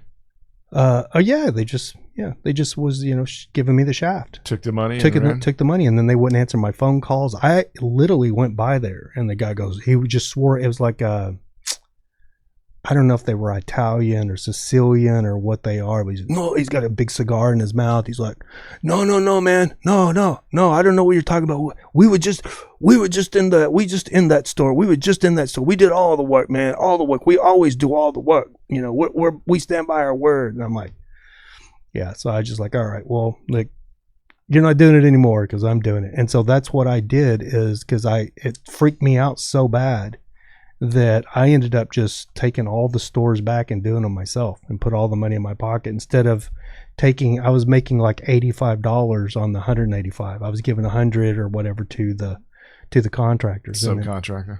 And then by the time it was all done, myself was doing 300 stores in 20 states. Jesus. Yeah, driving around. I was on the road like 260 days out of the year. My kids were like playing sports, but I was making a lot of money, so you know, there's always being a truck driver. Yeah, there's always like a trade-off. Those truck drivers on the road, never home, making bread. So what are you gonna do, man? I know, like when we talked, we did a photo shoot too. We should talk about that. I actually did. You didn't like those photos though? Like, no, I did. And the funny thing is, I thought they came out great. I got a lot of freaking compliments on those photos. Oh well, I didn't hear those. It was like a week or two afterwards, you know, because like, oh, you know, I'm gonna grow my hair out. It was all long and stuff. And then like I put a hat on. And then the hair coming out the side, I just kind of looked. I'm like, man, you look like Bozo the Clown. I knew you were going to say that. It didn't though. It's just the you. That's just how it felt. It's all in your. It's one of those things. It's all in your psyche. Your hair looked cool. Actually, I mean, it looks great now. I think you look a little bit more chic now, but yeah, it looked cool. It looked cool. No, I'm glad I did the photo shoot. But so I just ended up like shaving my head, and no, I went to get a haircut, and the lady's like, what do you want to do? I'm like, I think I want to go short. She's like, sure? Before I start, I'm like, yeah, the hell with it. So then now I have all these photos that I was going to use for like updated, you know, headshots and stuff, and can't use them because that's not what I look like anymore. Well, we'll just have to do another shoot. I think we could do that. Yep. So yeah, you know, I did a whole blog post about that and everything. You were going to help me rewrite. You were supposed to help me rewrite it, but then you got busy. But it's all good. Yeah, like I'm not a great writer, but I try to blog. You know what I mean? Like I've had people like tell me like, oh man, your blogs are great, and then I've had people like, oh man, your blogs are full of like run-on sentences. You know what I mean?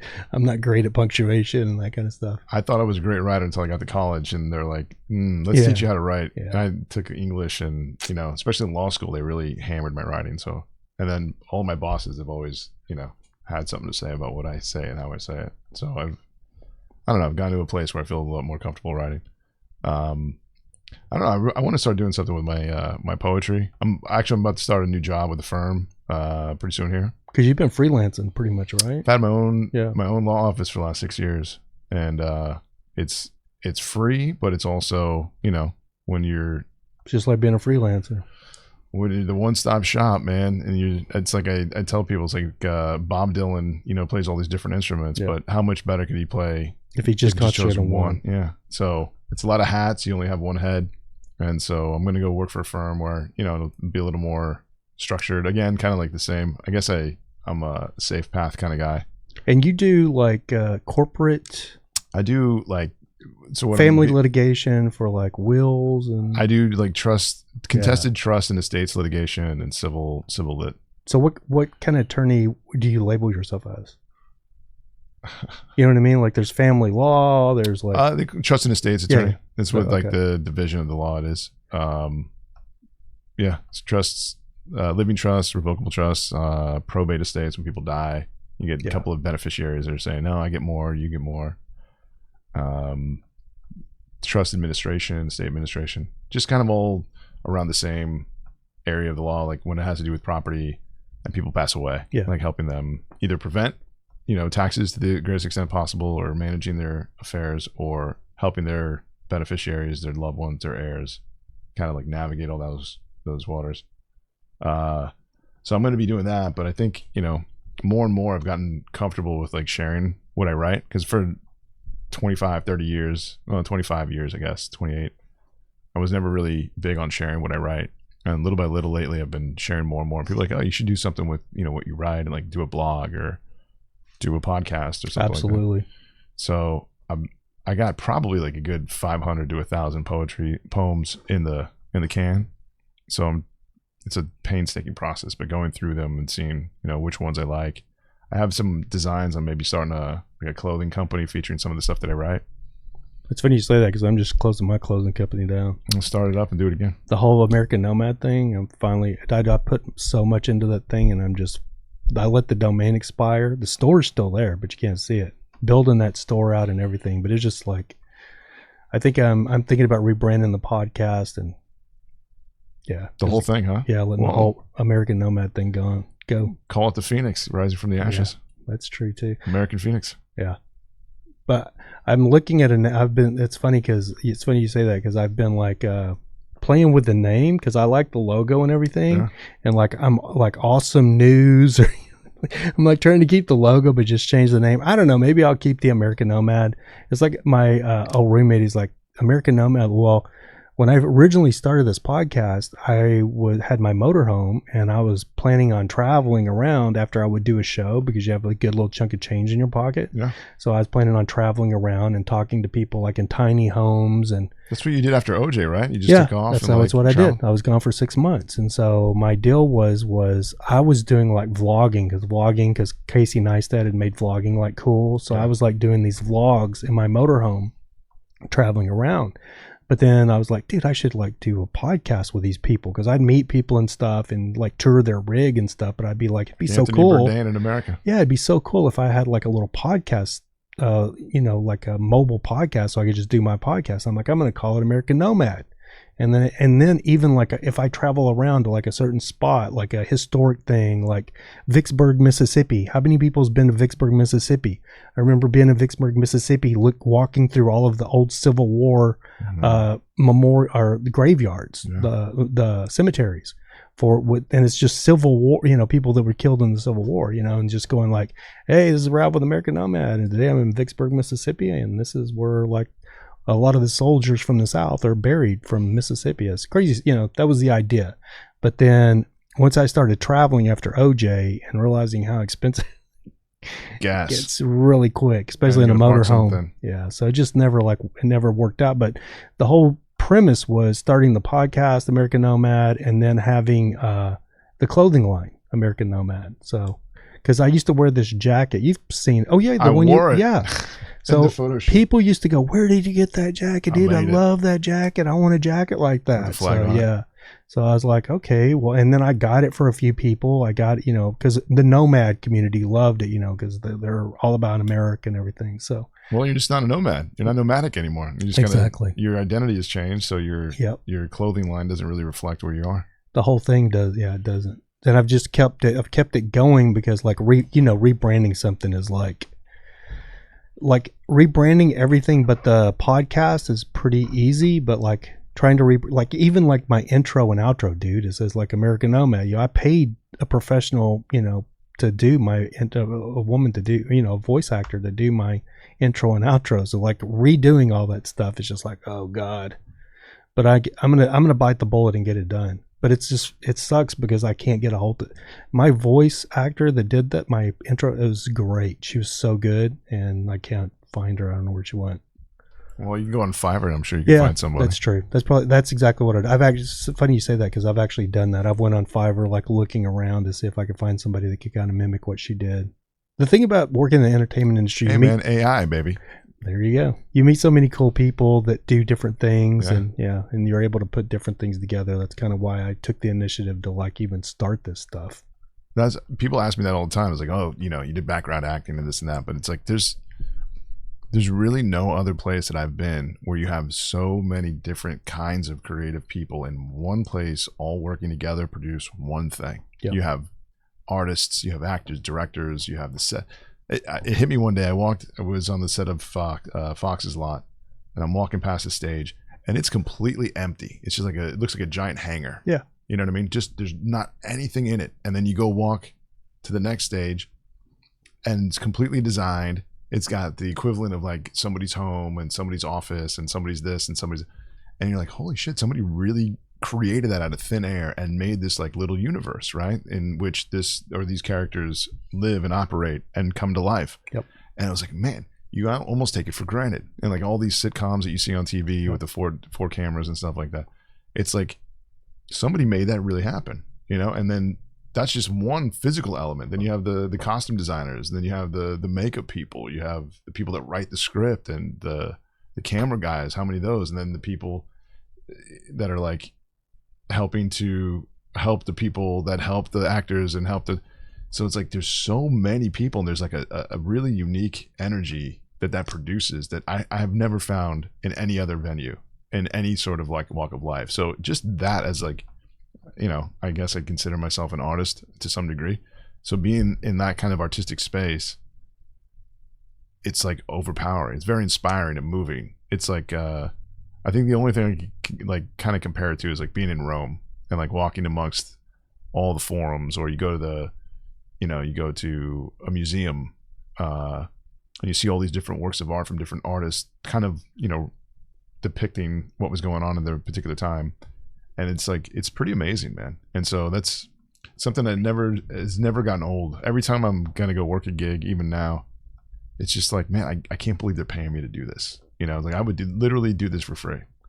It's funny you say it because with me, like with everything that's like the strike and everything, a lot of my people film crew people that I've worked with are not doing very well financially. Like one of my good friends, hopefully he'll be on the podcast, like literally just lost his house, and like he's living now in his converted Sprinter van. But this is a guy that like was buying a new $100,000 Range Rover Defender not too long ago.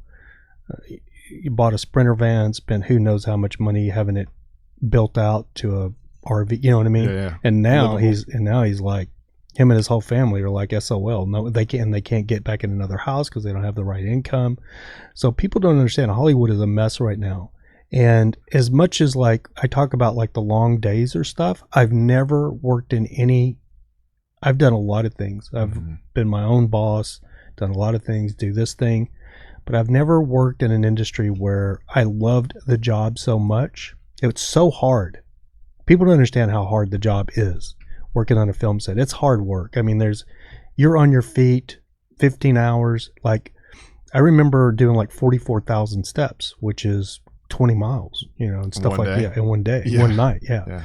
And I remember, like coming off set, and then like at night I couldn't sleep because my hips were hurting so bad. My hips would just be aching because I'd walked so far. But people go, oh my God, it's such a long day and stuff. It goes by the blink of an eye. It's a film set. I mean, you're an actor, so you're kind of like off in we've got you kind of in a little holding area. You're in your trailer or you're in your holding area. So you're not experiencing the chaos, but it's coordinated chaos is what a film set is.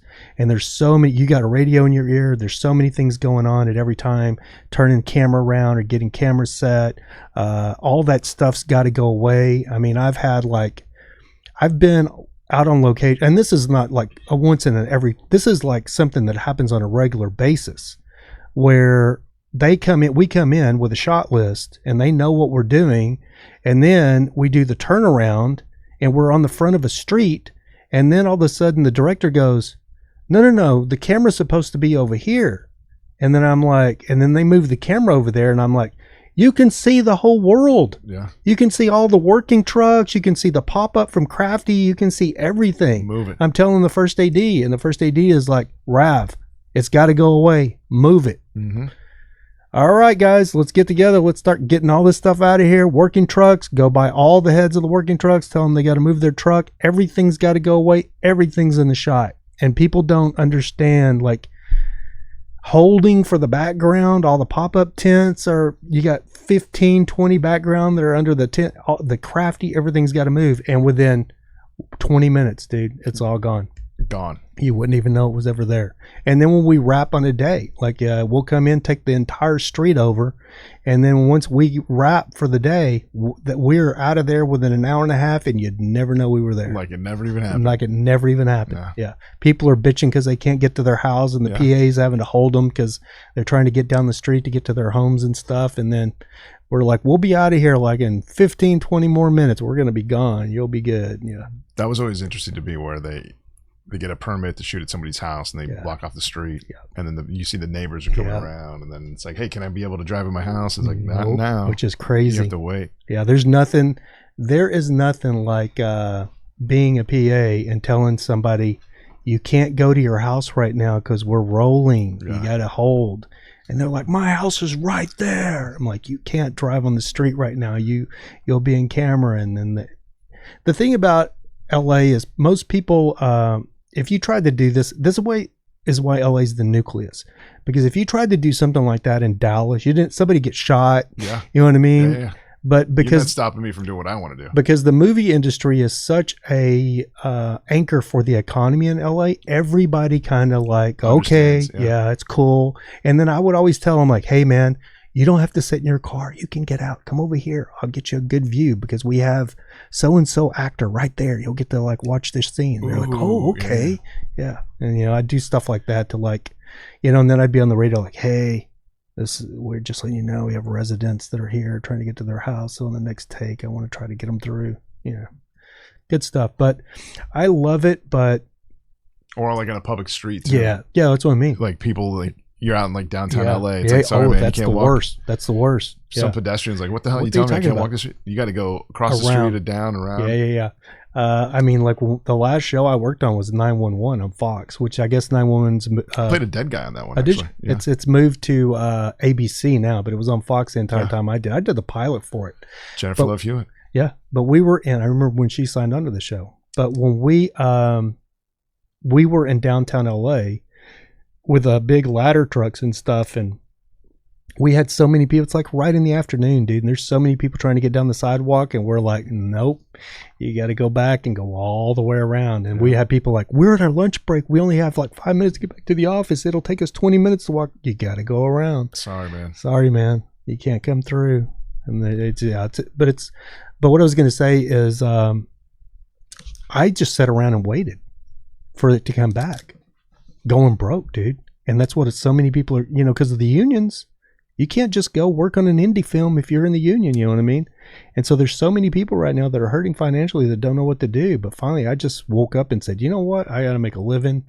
I'll just do something else and just, Well, I think it's twofold, actually. It's not just the AI and what the studios are doing. You also, it seems like entertainment has really kind of shifted to the social media platform, because there's so much money, but I don't know how much money. I don't do it, obviously, but kids with like 4 million, you look at like Mr. Beast, right? Has like whatever 100 million followers or whatever. He's making $1 million videos.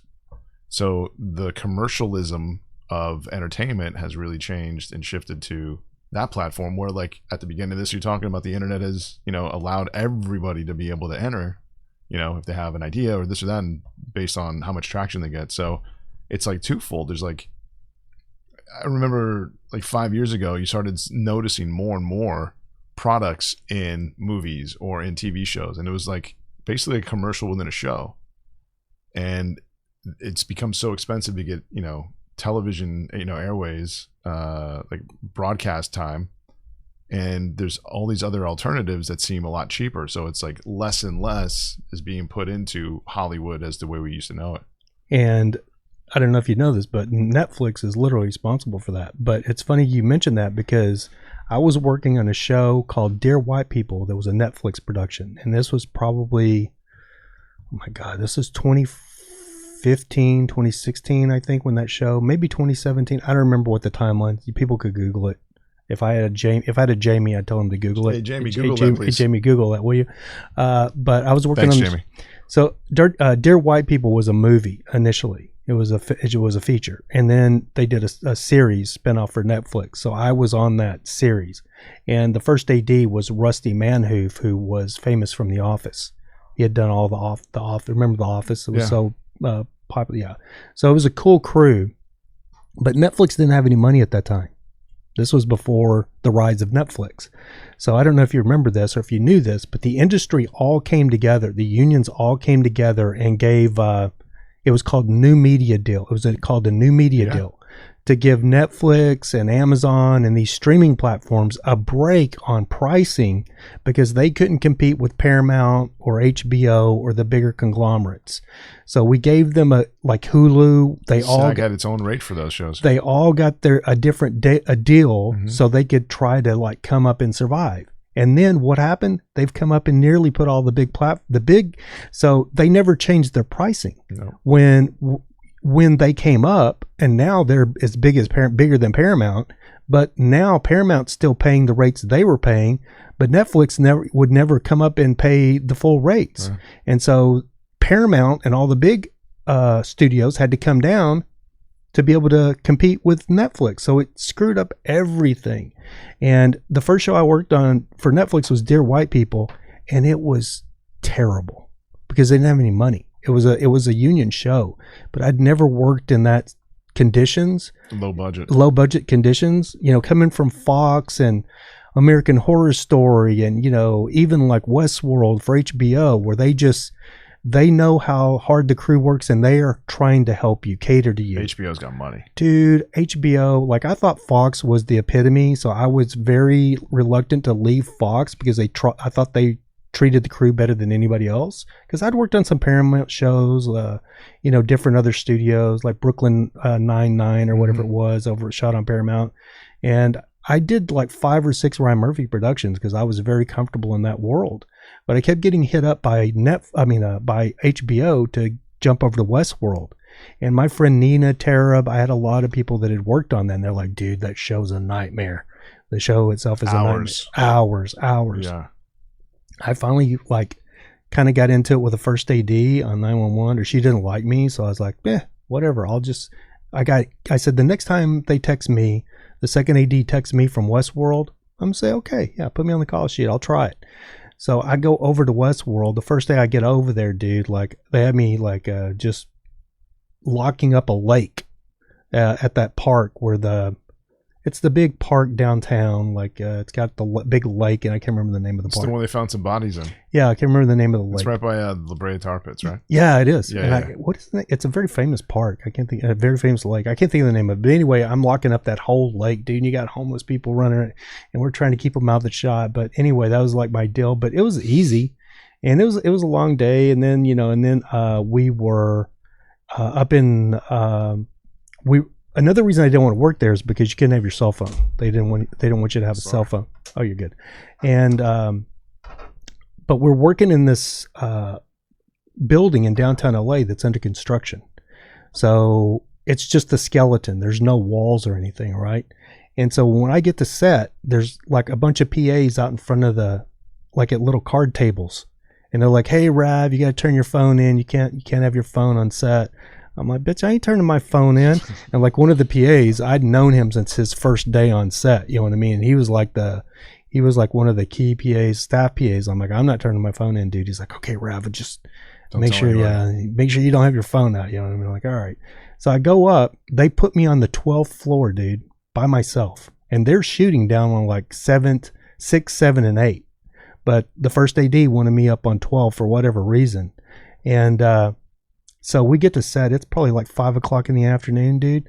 By 11 o'clock that night, my phone's going dead because I've been on my phone the entire day, dude, just walking around on this vacant floor of a high-rise building by myself on the 12th floor, looking out. I got a hard hat on, and it was really cool to wrap it up. The first AD had me rig the stunt, or had me do all the stunts. So once they wrapped everything that they were doing down there, they had a pickup scene with my mind just went south. With Breaking Bad. Bryan Cranston? No. Aaron Paul? Aaron Paul. Yeah. Oh my God. Sorry, Aaron. With Aaron Paul. And it was a pickup scene because they'd done a scene on a bridge where he had jumped off the bridge or something. And they didn't finish the scene. They had to wrap or something. So they were going to pick it up of him getting rigged by stunts and just falling off the side of the building because it would mimic the bridge. And so the first AD said, okay, Rav, I'm sending Aaron up there to you. Stunts is rigging everything out. It's all yours. I was like, okay. Sweet. Seen them up. And so Aaron came up and we rigged them all up and I threw him off the side of the building like 3 times. And it was funny because there was like an initiation scene before he goes off. So there's another actor like down on the floor, like doing this and delivering dialogue. And it was so late at night and it was all the stunt crew like standing there watching him, and it was just weird.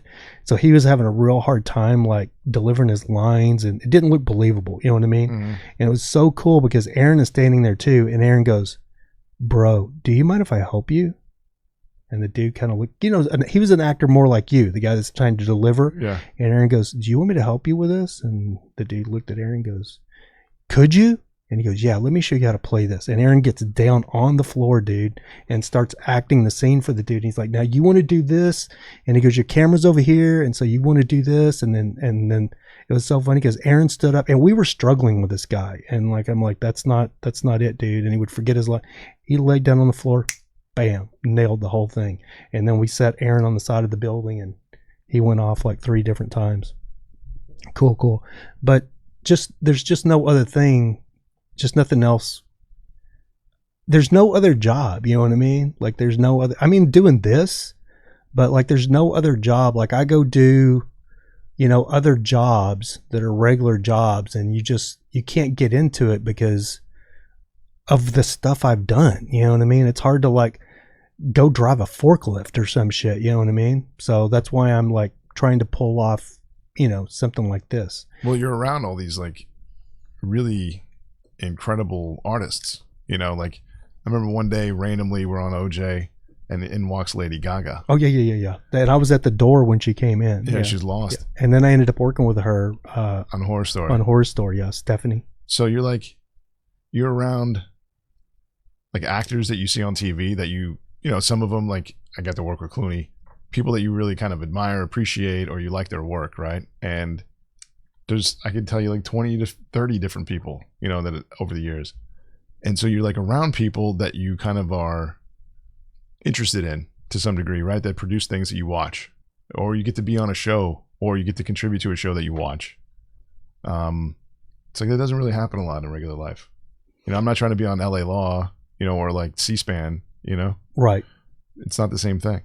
It's hard to explain. I mean, you can't really explain it. I mean, the thing is, like, I tell a lot of people, like, there's nothing glamorous about being film crew. It's not glamorous. It's not people have this perception that it's like this glamorous thing. It's not glamorous, but it's a cool thing. Right. And there's a line 2 or 3 miles long of people in LA that would love to be. If you move out, they'll move in. Yep. You know what I mean? They would love it. They would love it. They don't mind. You know, for every part of it. Every part of Everybody's it. Doesn't matter job. It doesn't matter if you're crafty, if you're driving a transpo truck, if you're driving a transpo van. Everybody loves what they do. Everybody wants to get on that scene.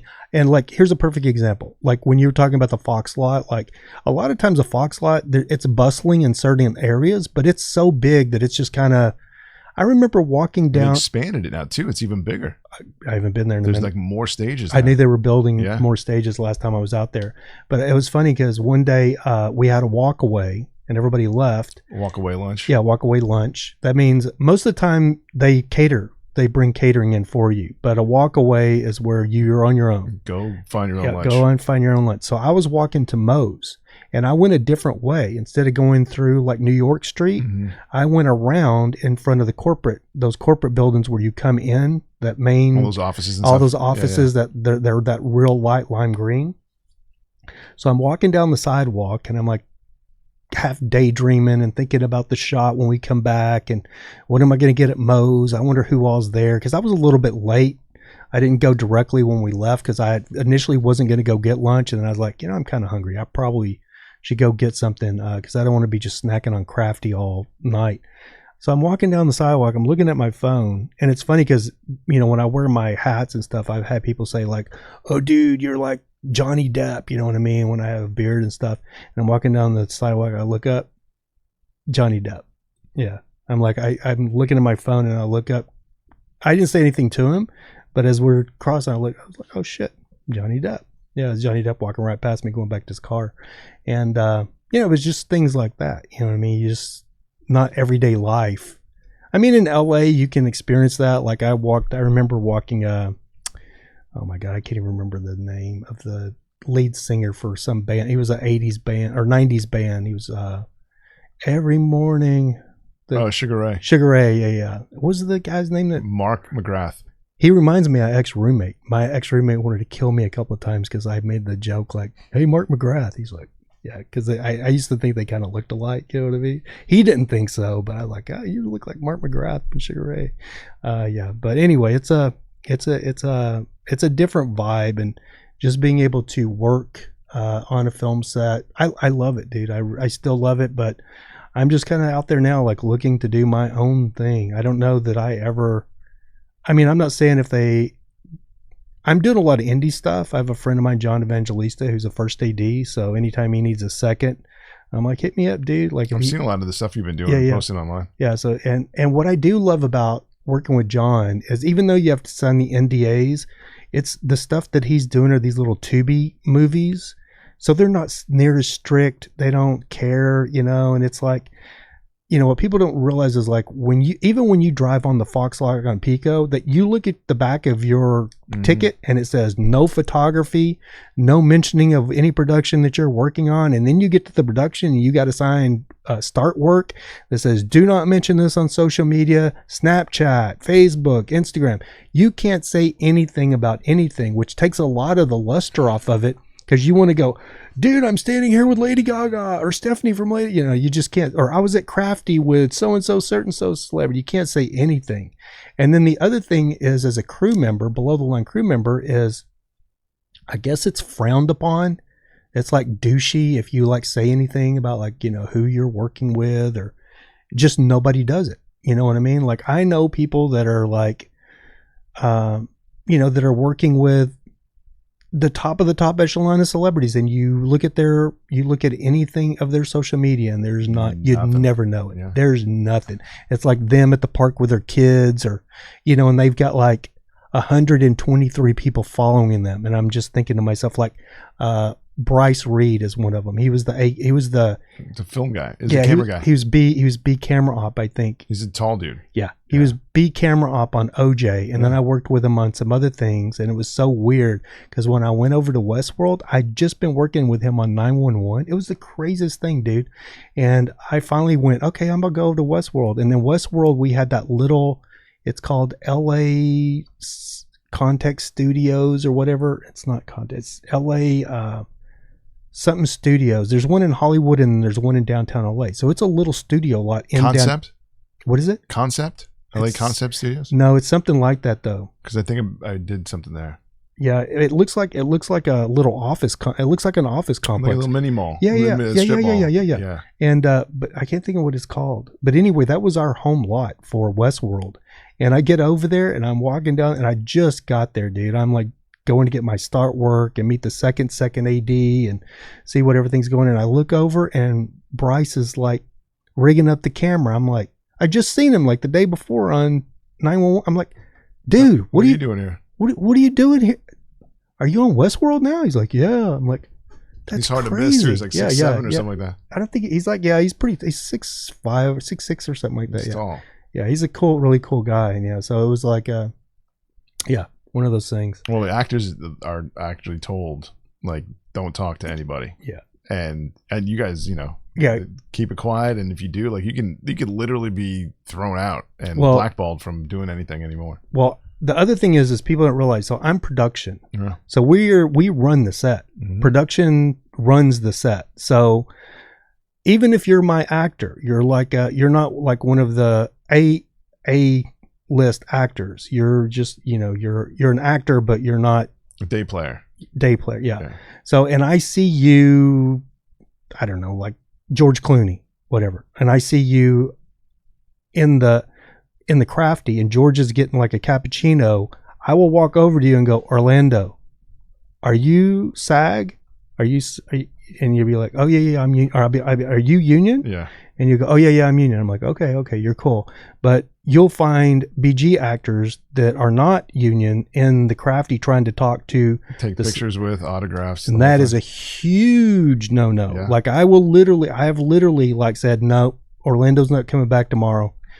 He's not featured on camera, so see ya. You're done. You're not coming back. Yeah, and that was one cool thing about OJ. Everybody was pretty cool on that. Well, and you're talking about the environment. I think the one thing, like you say, like all these people have all these people behind them that are willing to take their job. It makes people kind of really enjoy what they do. Yeah, I don't know if that's probably the reason why so many people want those jobs. Like once you're on and you have a gig and you're working it regularly, you don't have to worry about finding work because that's a big part of it. You're not looking out, texting your friend like on your guys' side, like, hey, you got anything open on for this or this or that?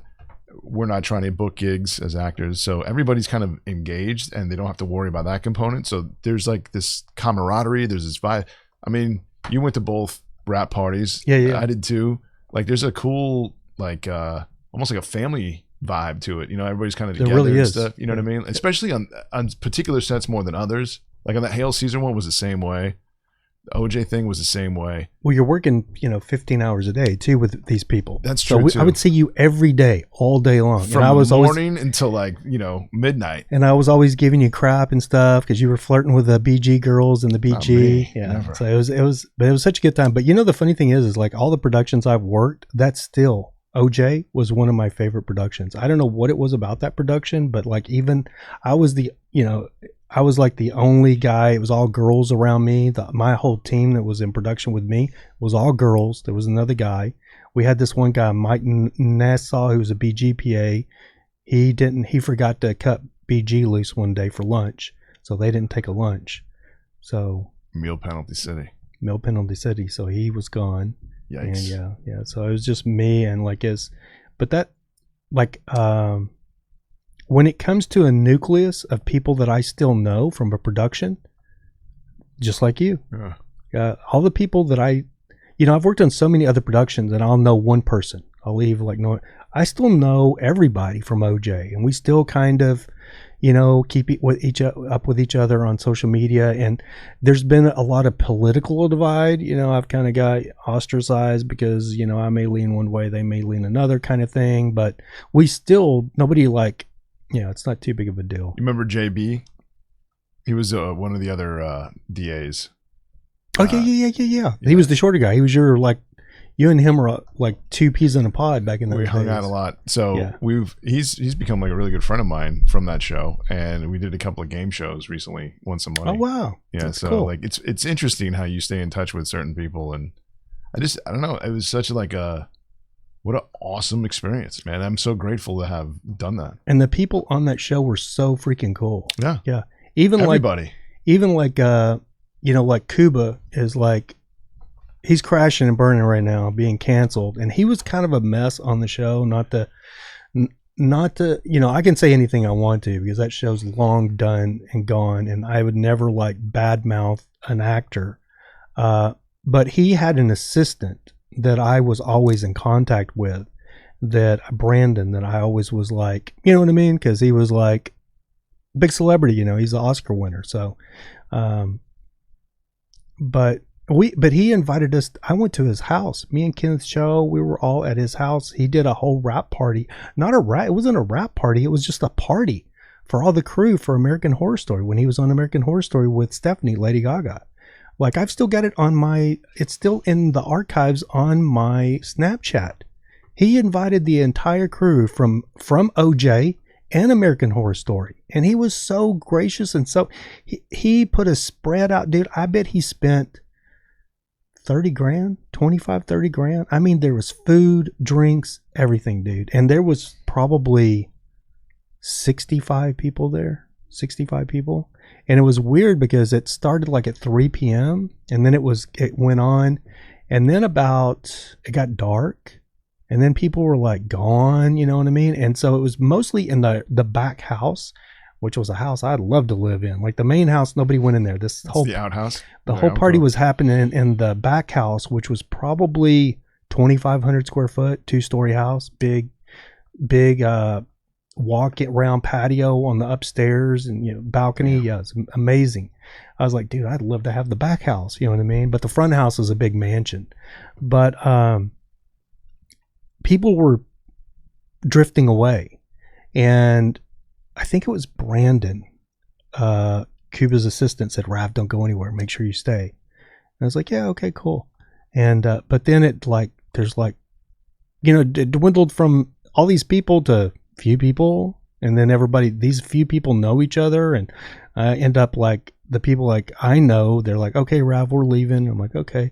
So I end up at a point where it's probably about 8:30, still early, but I'm like standing there by myself, you know what I mean? And I'm looking around, and I knew Brandon had come around like at 6 o'clock and said, Rav, don't go anywhere, when the whole thing started breaking up. But I'm like, I feel like a loser, dude. You know what I mean? Just standing here. I don't know anybody now. I think Cuba went in maybe to the house. I don't know what's going on. I think I'm going to bounce. I should probably bounce because I look kind of weird, you know, like I'm just like stalkerish. Yeah. You know, I'm overthinking it, you know, but I was like, yeah. And I was living in Long Beach at the time, so I had to drive back to Long Beach, I think. And no, I don't know where the hell I was at. But anyway, I go out, leave, go home, and dude, I actually went to the bar. I went to the bar in downtown Long Beach. I went to Shannon's on Pine. So I'm sitting there, and I get a text, Rav, where the hell are you at? Where the fuck you at? And I'm like, oh, bro, it was Brandon. I'm like, bro, dude, I didn't know where you were. I didn't want to bother you. I was going to text you, but yeah, the party was like, you know, everybody was gone. So I just kind of was hanging by myself. So I figured it was wrapped up, and he goes, dude, all the girls just got here, bro. Cuba's got a whole other party going on. Everybody just got, I was like, oh no. He's like, you should come back. I'm like, bro, I'm in Long Beach. He goes, dude, you should come back. I'm like, dude, I don't want to drive all the way back to Hollywood, but I had to think about it, man. I was like, oh. He's like, and then he's like, but he had a fun because he sends me like a video of all the girls like splash. There's like 15, 25 girls splashing around in the pool with blow up and hitting the little beach ball around. I'm like, oh, dude, I should have just stayed. But yeah, I didn't go back. Good times. But then I say, ain't no party like a Cuba party, because the Cuba party don't stop. That's right. And I guess that's kind of what got him in trouble recently. Well, you know, if you take a step back and look at all the people that were on that set, all the actors, man, like you said Kenneth Troy and you said Cuba, but there's also like John Travolta, that. Yep. Courtney B. Vance is like, who's still a good friend of mine. Courtney B. Vance is? No, John Travolta. Courtney B. Vance is a legend. Yep. You know how he did that whole role was amazing. And then you look at like what happened with Sterling. He blew up, man. Oh yeah. Sterling, he blew up. He was on Scandal. What was he on? This Is Us. Oh, This Is Us. Yeah, I knew he sang on some big show. Yeah, he's won like SAG awards, like, and that was probably, you know, the beginning. I mean, that people became familiar with his work. Incredible actor. And then you have the actress who played Marcia Clark. Her name escapes me at the moment, but oh my god, who was that? Oh no, it was Sarah Paulson. Paulson. How could I forget you, Sarah? I love Sarah, and her and I have this like weird relationship. We worked on like we worked on that. We worked on Horror Story because she went over to Horror Story. So did Cuba. And yeah, it was just, but it was like such a little family. That was what was cool about it, because they were Ryan Murphy Productions, and he mixed and moved people around through his productions, which was so cool. Yeah, which, you know, was one reason I was like reluctant to leave, because I was kind of like in this little protected Ryan Murphy bubble, kind of, I felt like. And then even like when he left Fox, I was like, oh no, because I was on Westworld. And then I heard that he had signed a big contract with Netflix for $350 million. So you're saying like Netflix didn't have any money back in the day. They sure as hell do now. They sure do now. And then I couldn't believe, because Ryan had that whole big, huge building on the Fox lot was his office. Yeah. Because he was the it guy. He was the it guy for Fox with all the Horror Story, Feud. Yeah. I worked on American Crime Story. I worked on Horror Story. I worked on Feud. He had a couple of more productions. I did 5 Ryan Murphy productions. I can't, if I wasn't on the podcast, I could name them all, but I can't think. Feud. And there was some more. And then, but anyway, I left and went, 911. And then I left, which was Brad Falchuk too, which was him and Ryan kind of are executive EPs, executive producers for both of those. Yeah. But some of those shows, like the one we were on, American Crime Story, Brad Simpson and Nina were the EPs on that. But then Horror Story was Brad Falchuk, or I can't remember. Falchuk, I think. Falchuk, yeah. That was his. But they were both Ryan Murphy productions. They were just like sister productions. And so I was real reluctant to leave Fox because of that. And then I went to Horror Story, to Westworld on HBO, which was amazing. And then just because of the way they treat their crew, like food trucks, coffee trucks, snack trucks, all night long, dude. Just one truck. They'd be like, like with Fox, you'd get one coffee truck at night. Hey, there's going to be a coffee truck, at 3:00 in the morning. Got to get you a cup of coffee or your cappuccino or frappuccino, whatever you wanted. And that's all there would be.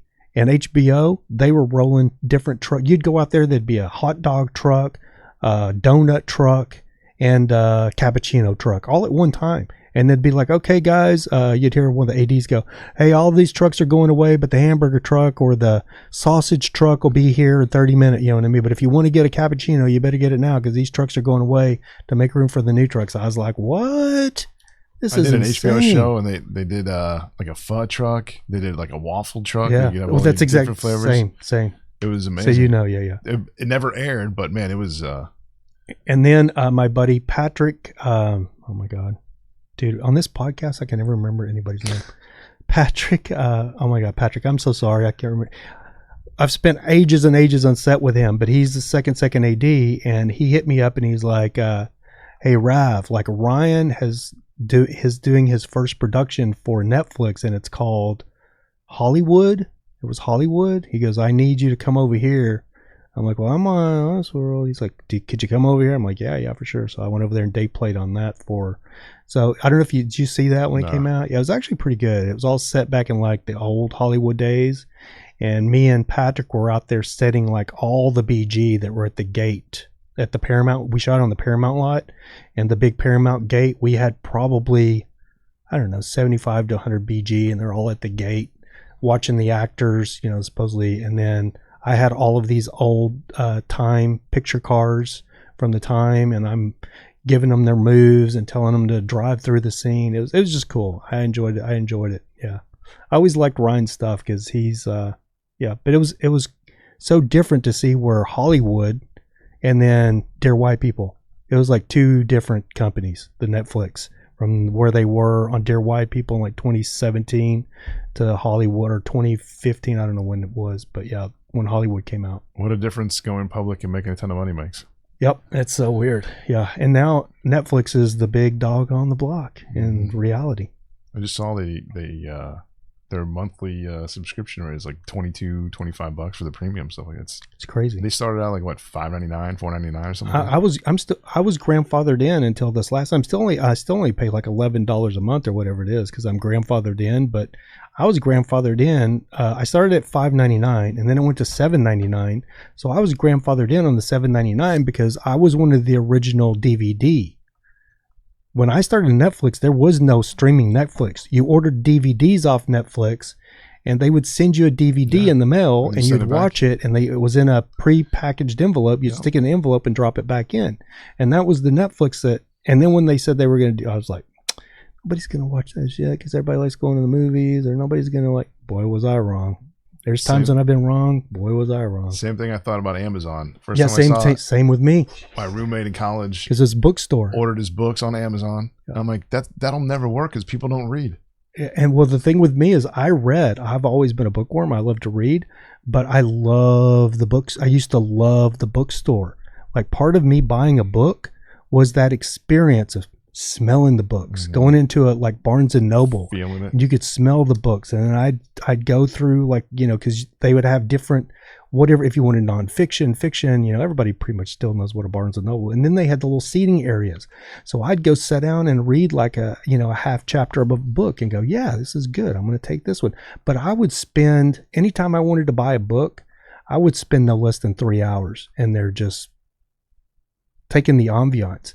So when the first time I saw Jeff Bezos, he was giving an interview, and it was on Yahoo News on the old dial-up internet, and they were talking about this new guy is going to do this online bookstore, and I'm like, yeah, good luck with that, homie. That's never going to take off. Boy, was I wrong. Man, 1998, if I could go back, I'd buy a ton of Amazon stock. Man. Dude, I was looking at all of this stuff, just like I am with AI now. I was looking at all of this stuff. I was learning HTML, website design, because I wanted to get rich off the internet, because I was one of the first people, like, with a computer.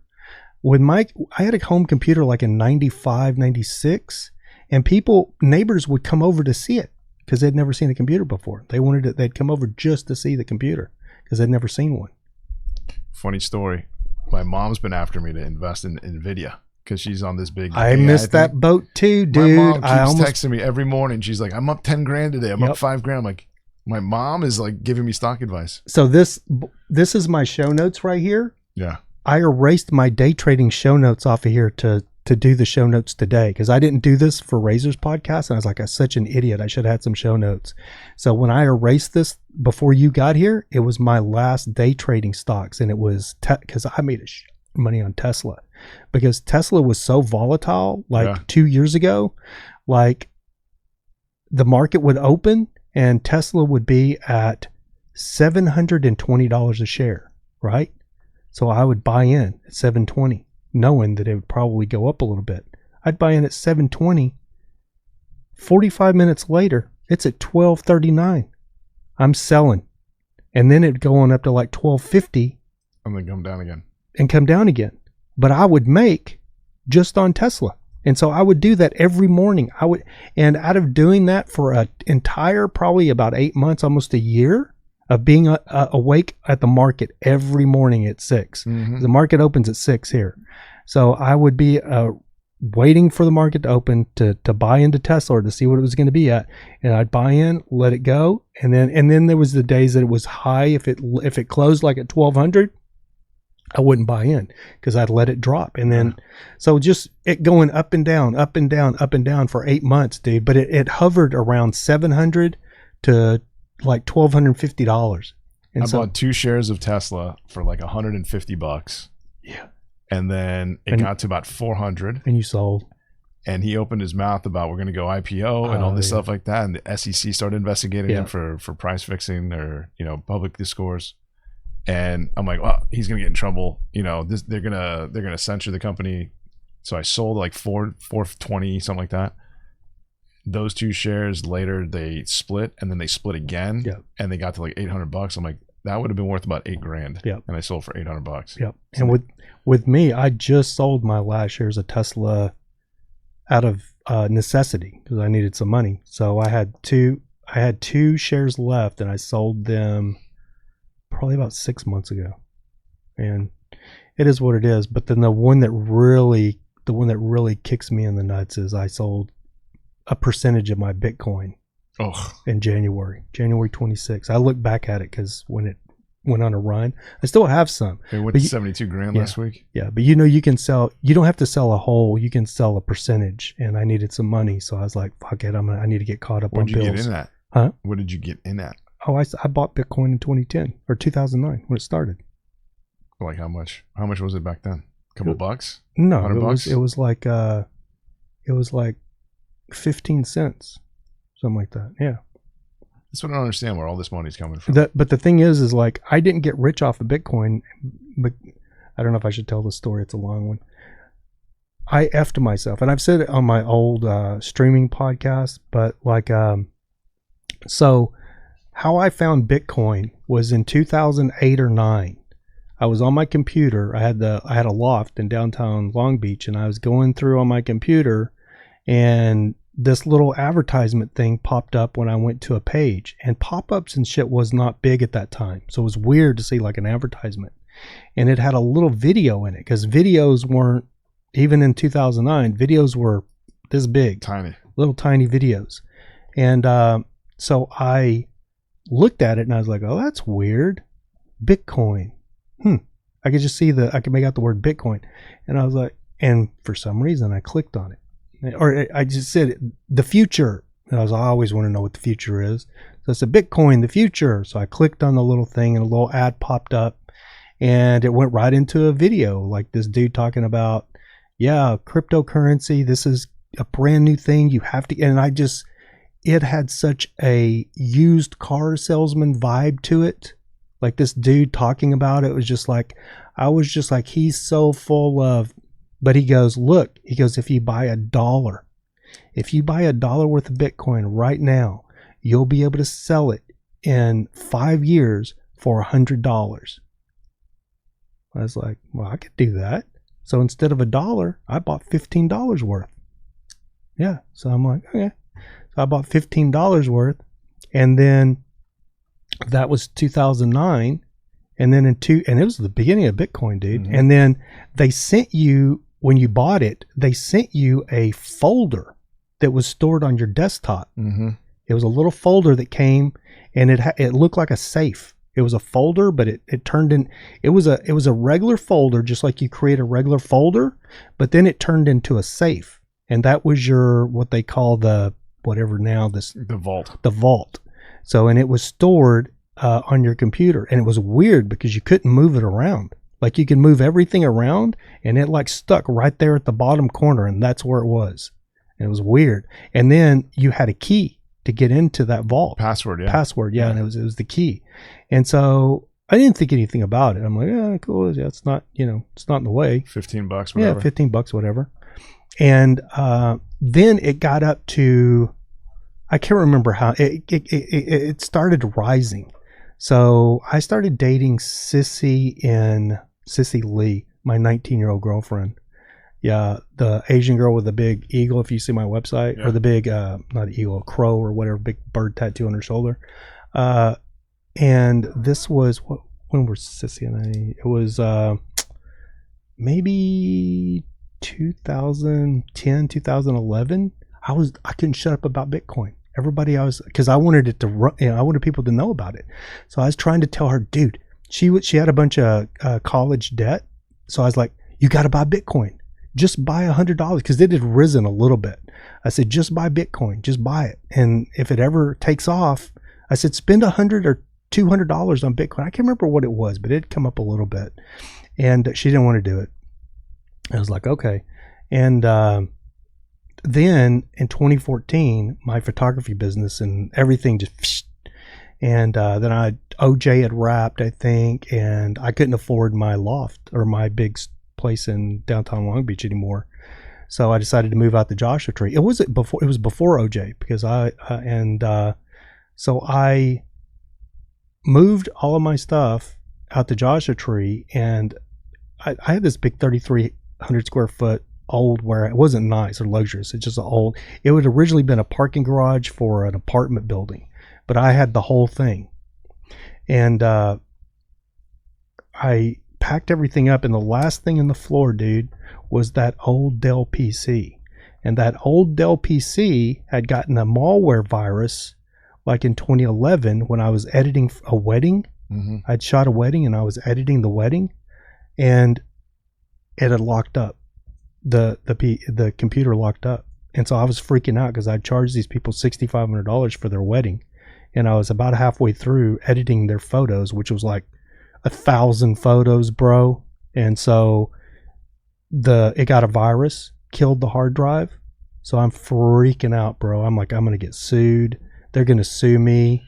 So I ended up contacting a friend of mine who had an IT friend, and I got a hold of the IT friend. He's like, yeah, I could probably recover those photos and stuff for you, Rav. He goes, it's going to cost you $400. It was like $400 to $500. I was like, yeah, don't worry about it, dude. You gotta just do it. And so I had to take the hard drive out of the computer, take it over to him in Westminster, drop it off at his apartment. And then I left. He goes, give me a couple of days. And I was like, okay. And then he text messaged me and he's like, okay, Rav, I got your photos. I got your music. He goes, is there anything else you want off of this drive? Because if I close it up, it's going to cost you $500 again to open it back up. I'm like, no, dude. I said, you got all the wedding photos? You got all my photos, all of my albums? He goes, I got them. I'm like, perfect. I don't give about anything else. I just want those photos, especially that last wedding. He goes, it's all there, Rav. I've got it. He goes, but I'm closing this thing up. So think to yourself, is there anything else you want off this computer? I'm like, dude, there's nothing else on that computer I need. Log it up. Or that hard drive I need. Log it up. So he locked it up.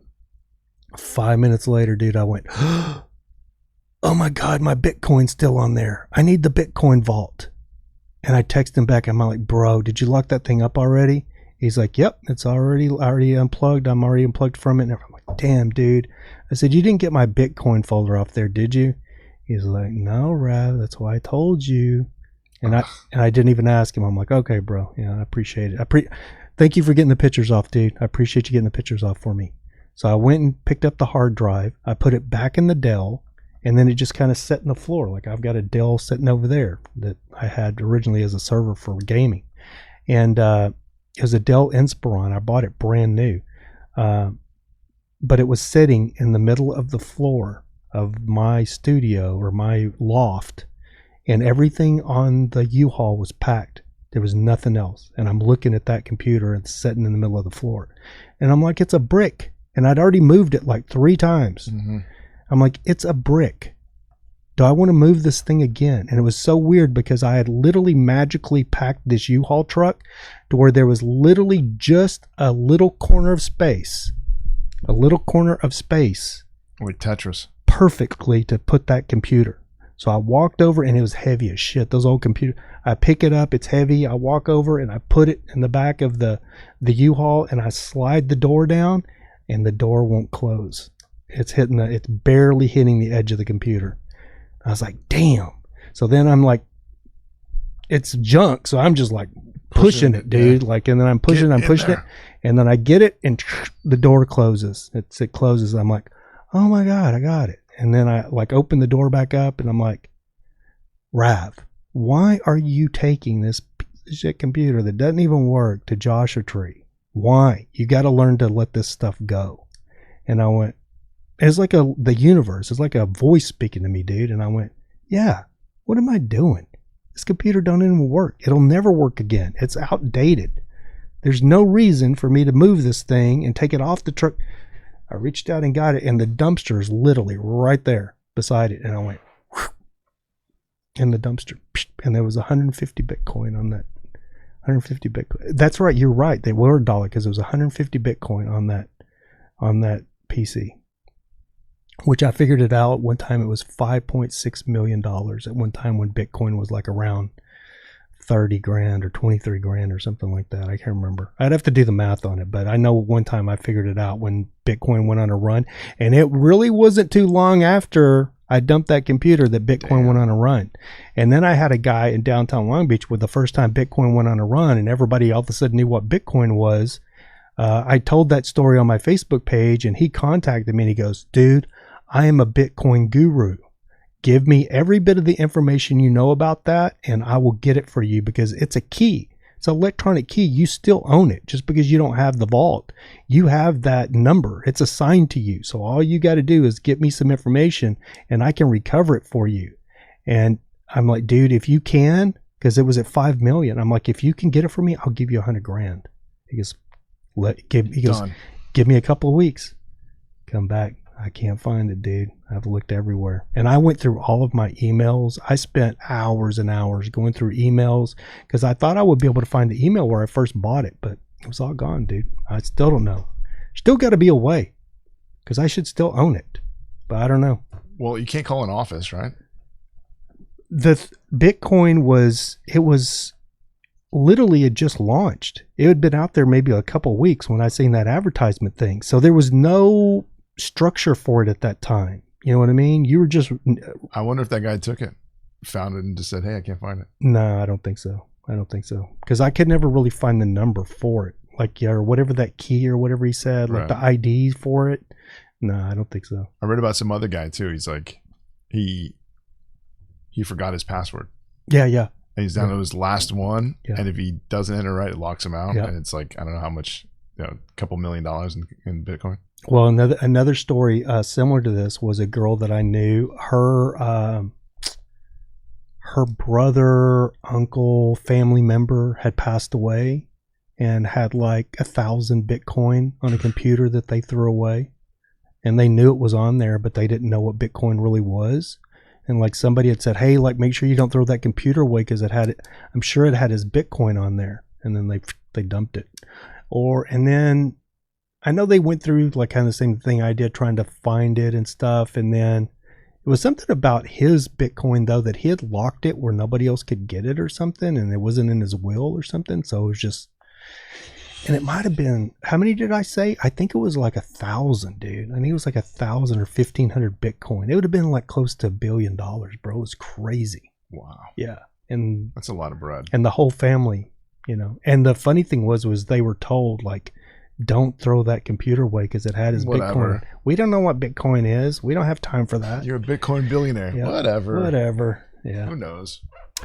Well, all right, brother. I got to pay some bills. So let me do my little quick ad here. I want to thank our sponsor for this podcast, because the reason this podcast has come back is because I have a sponsor now, and it's DWR2 Med Spa in Newport Beach. Jim Hooper over there has been kind enough to really help me get this thing back up and going again. And it's hard Thank you, Jim. It's hard to do these podcasts when there's no money behind it. You know what I mean? And now that it's got even just a little bit, that's all it takes is to do it. So big ups to our sponsor, DW. Check out Jim's website, DWR2.com. Med Spa in Newport Beach.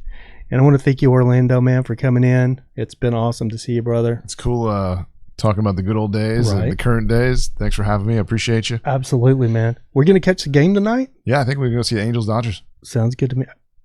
Please tell me you're an Angels fan. Fuck no. Oh my God. Yankee fan, baby. Oh yeah, that's right. Okay. I thought you were going to say Dodgers. No, I don't know if we could go or not. I just want to go see if Shohei's going to give us any betting tips. Yeah. And cool. It's at Angel Stadium right here. It's right down the street. Yeah, it'd be like 20-minute drive. All right, guys. That's going to do it for this podcast.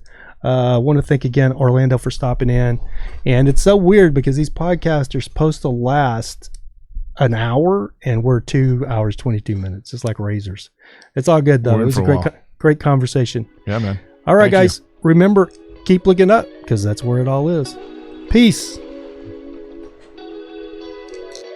Thank you for listening to the American Nomad Podcast. Until next time, keep looking up because that's where it all is.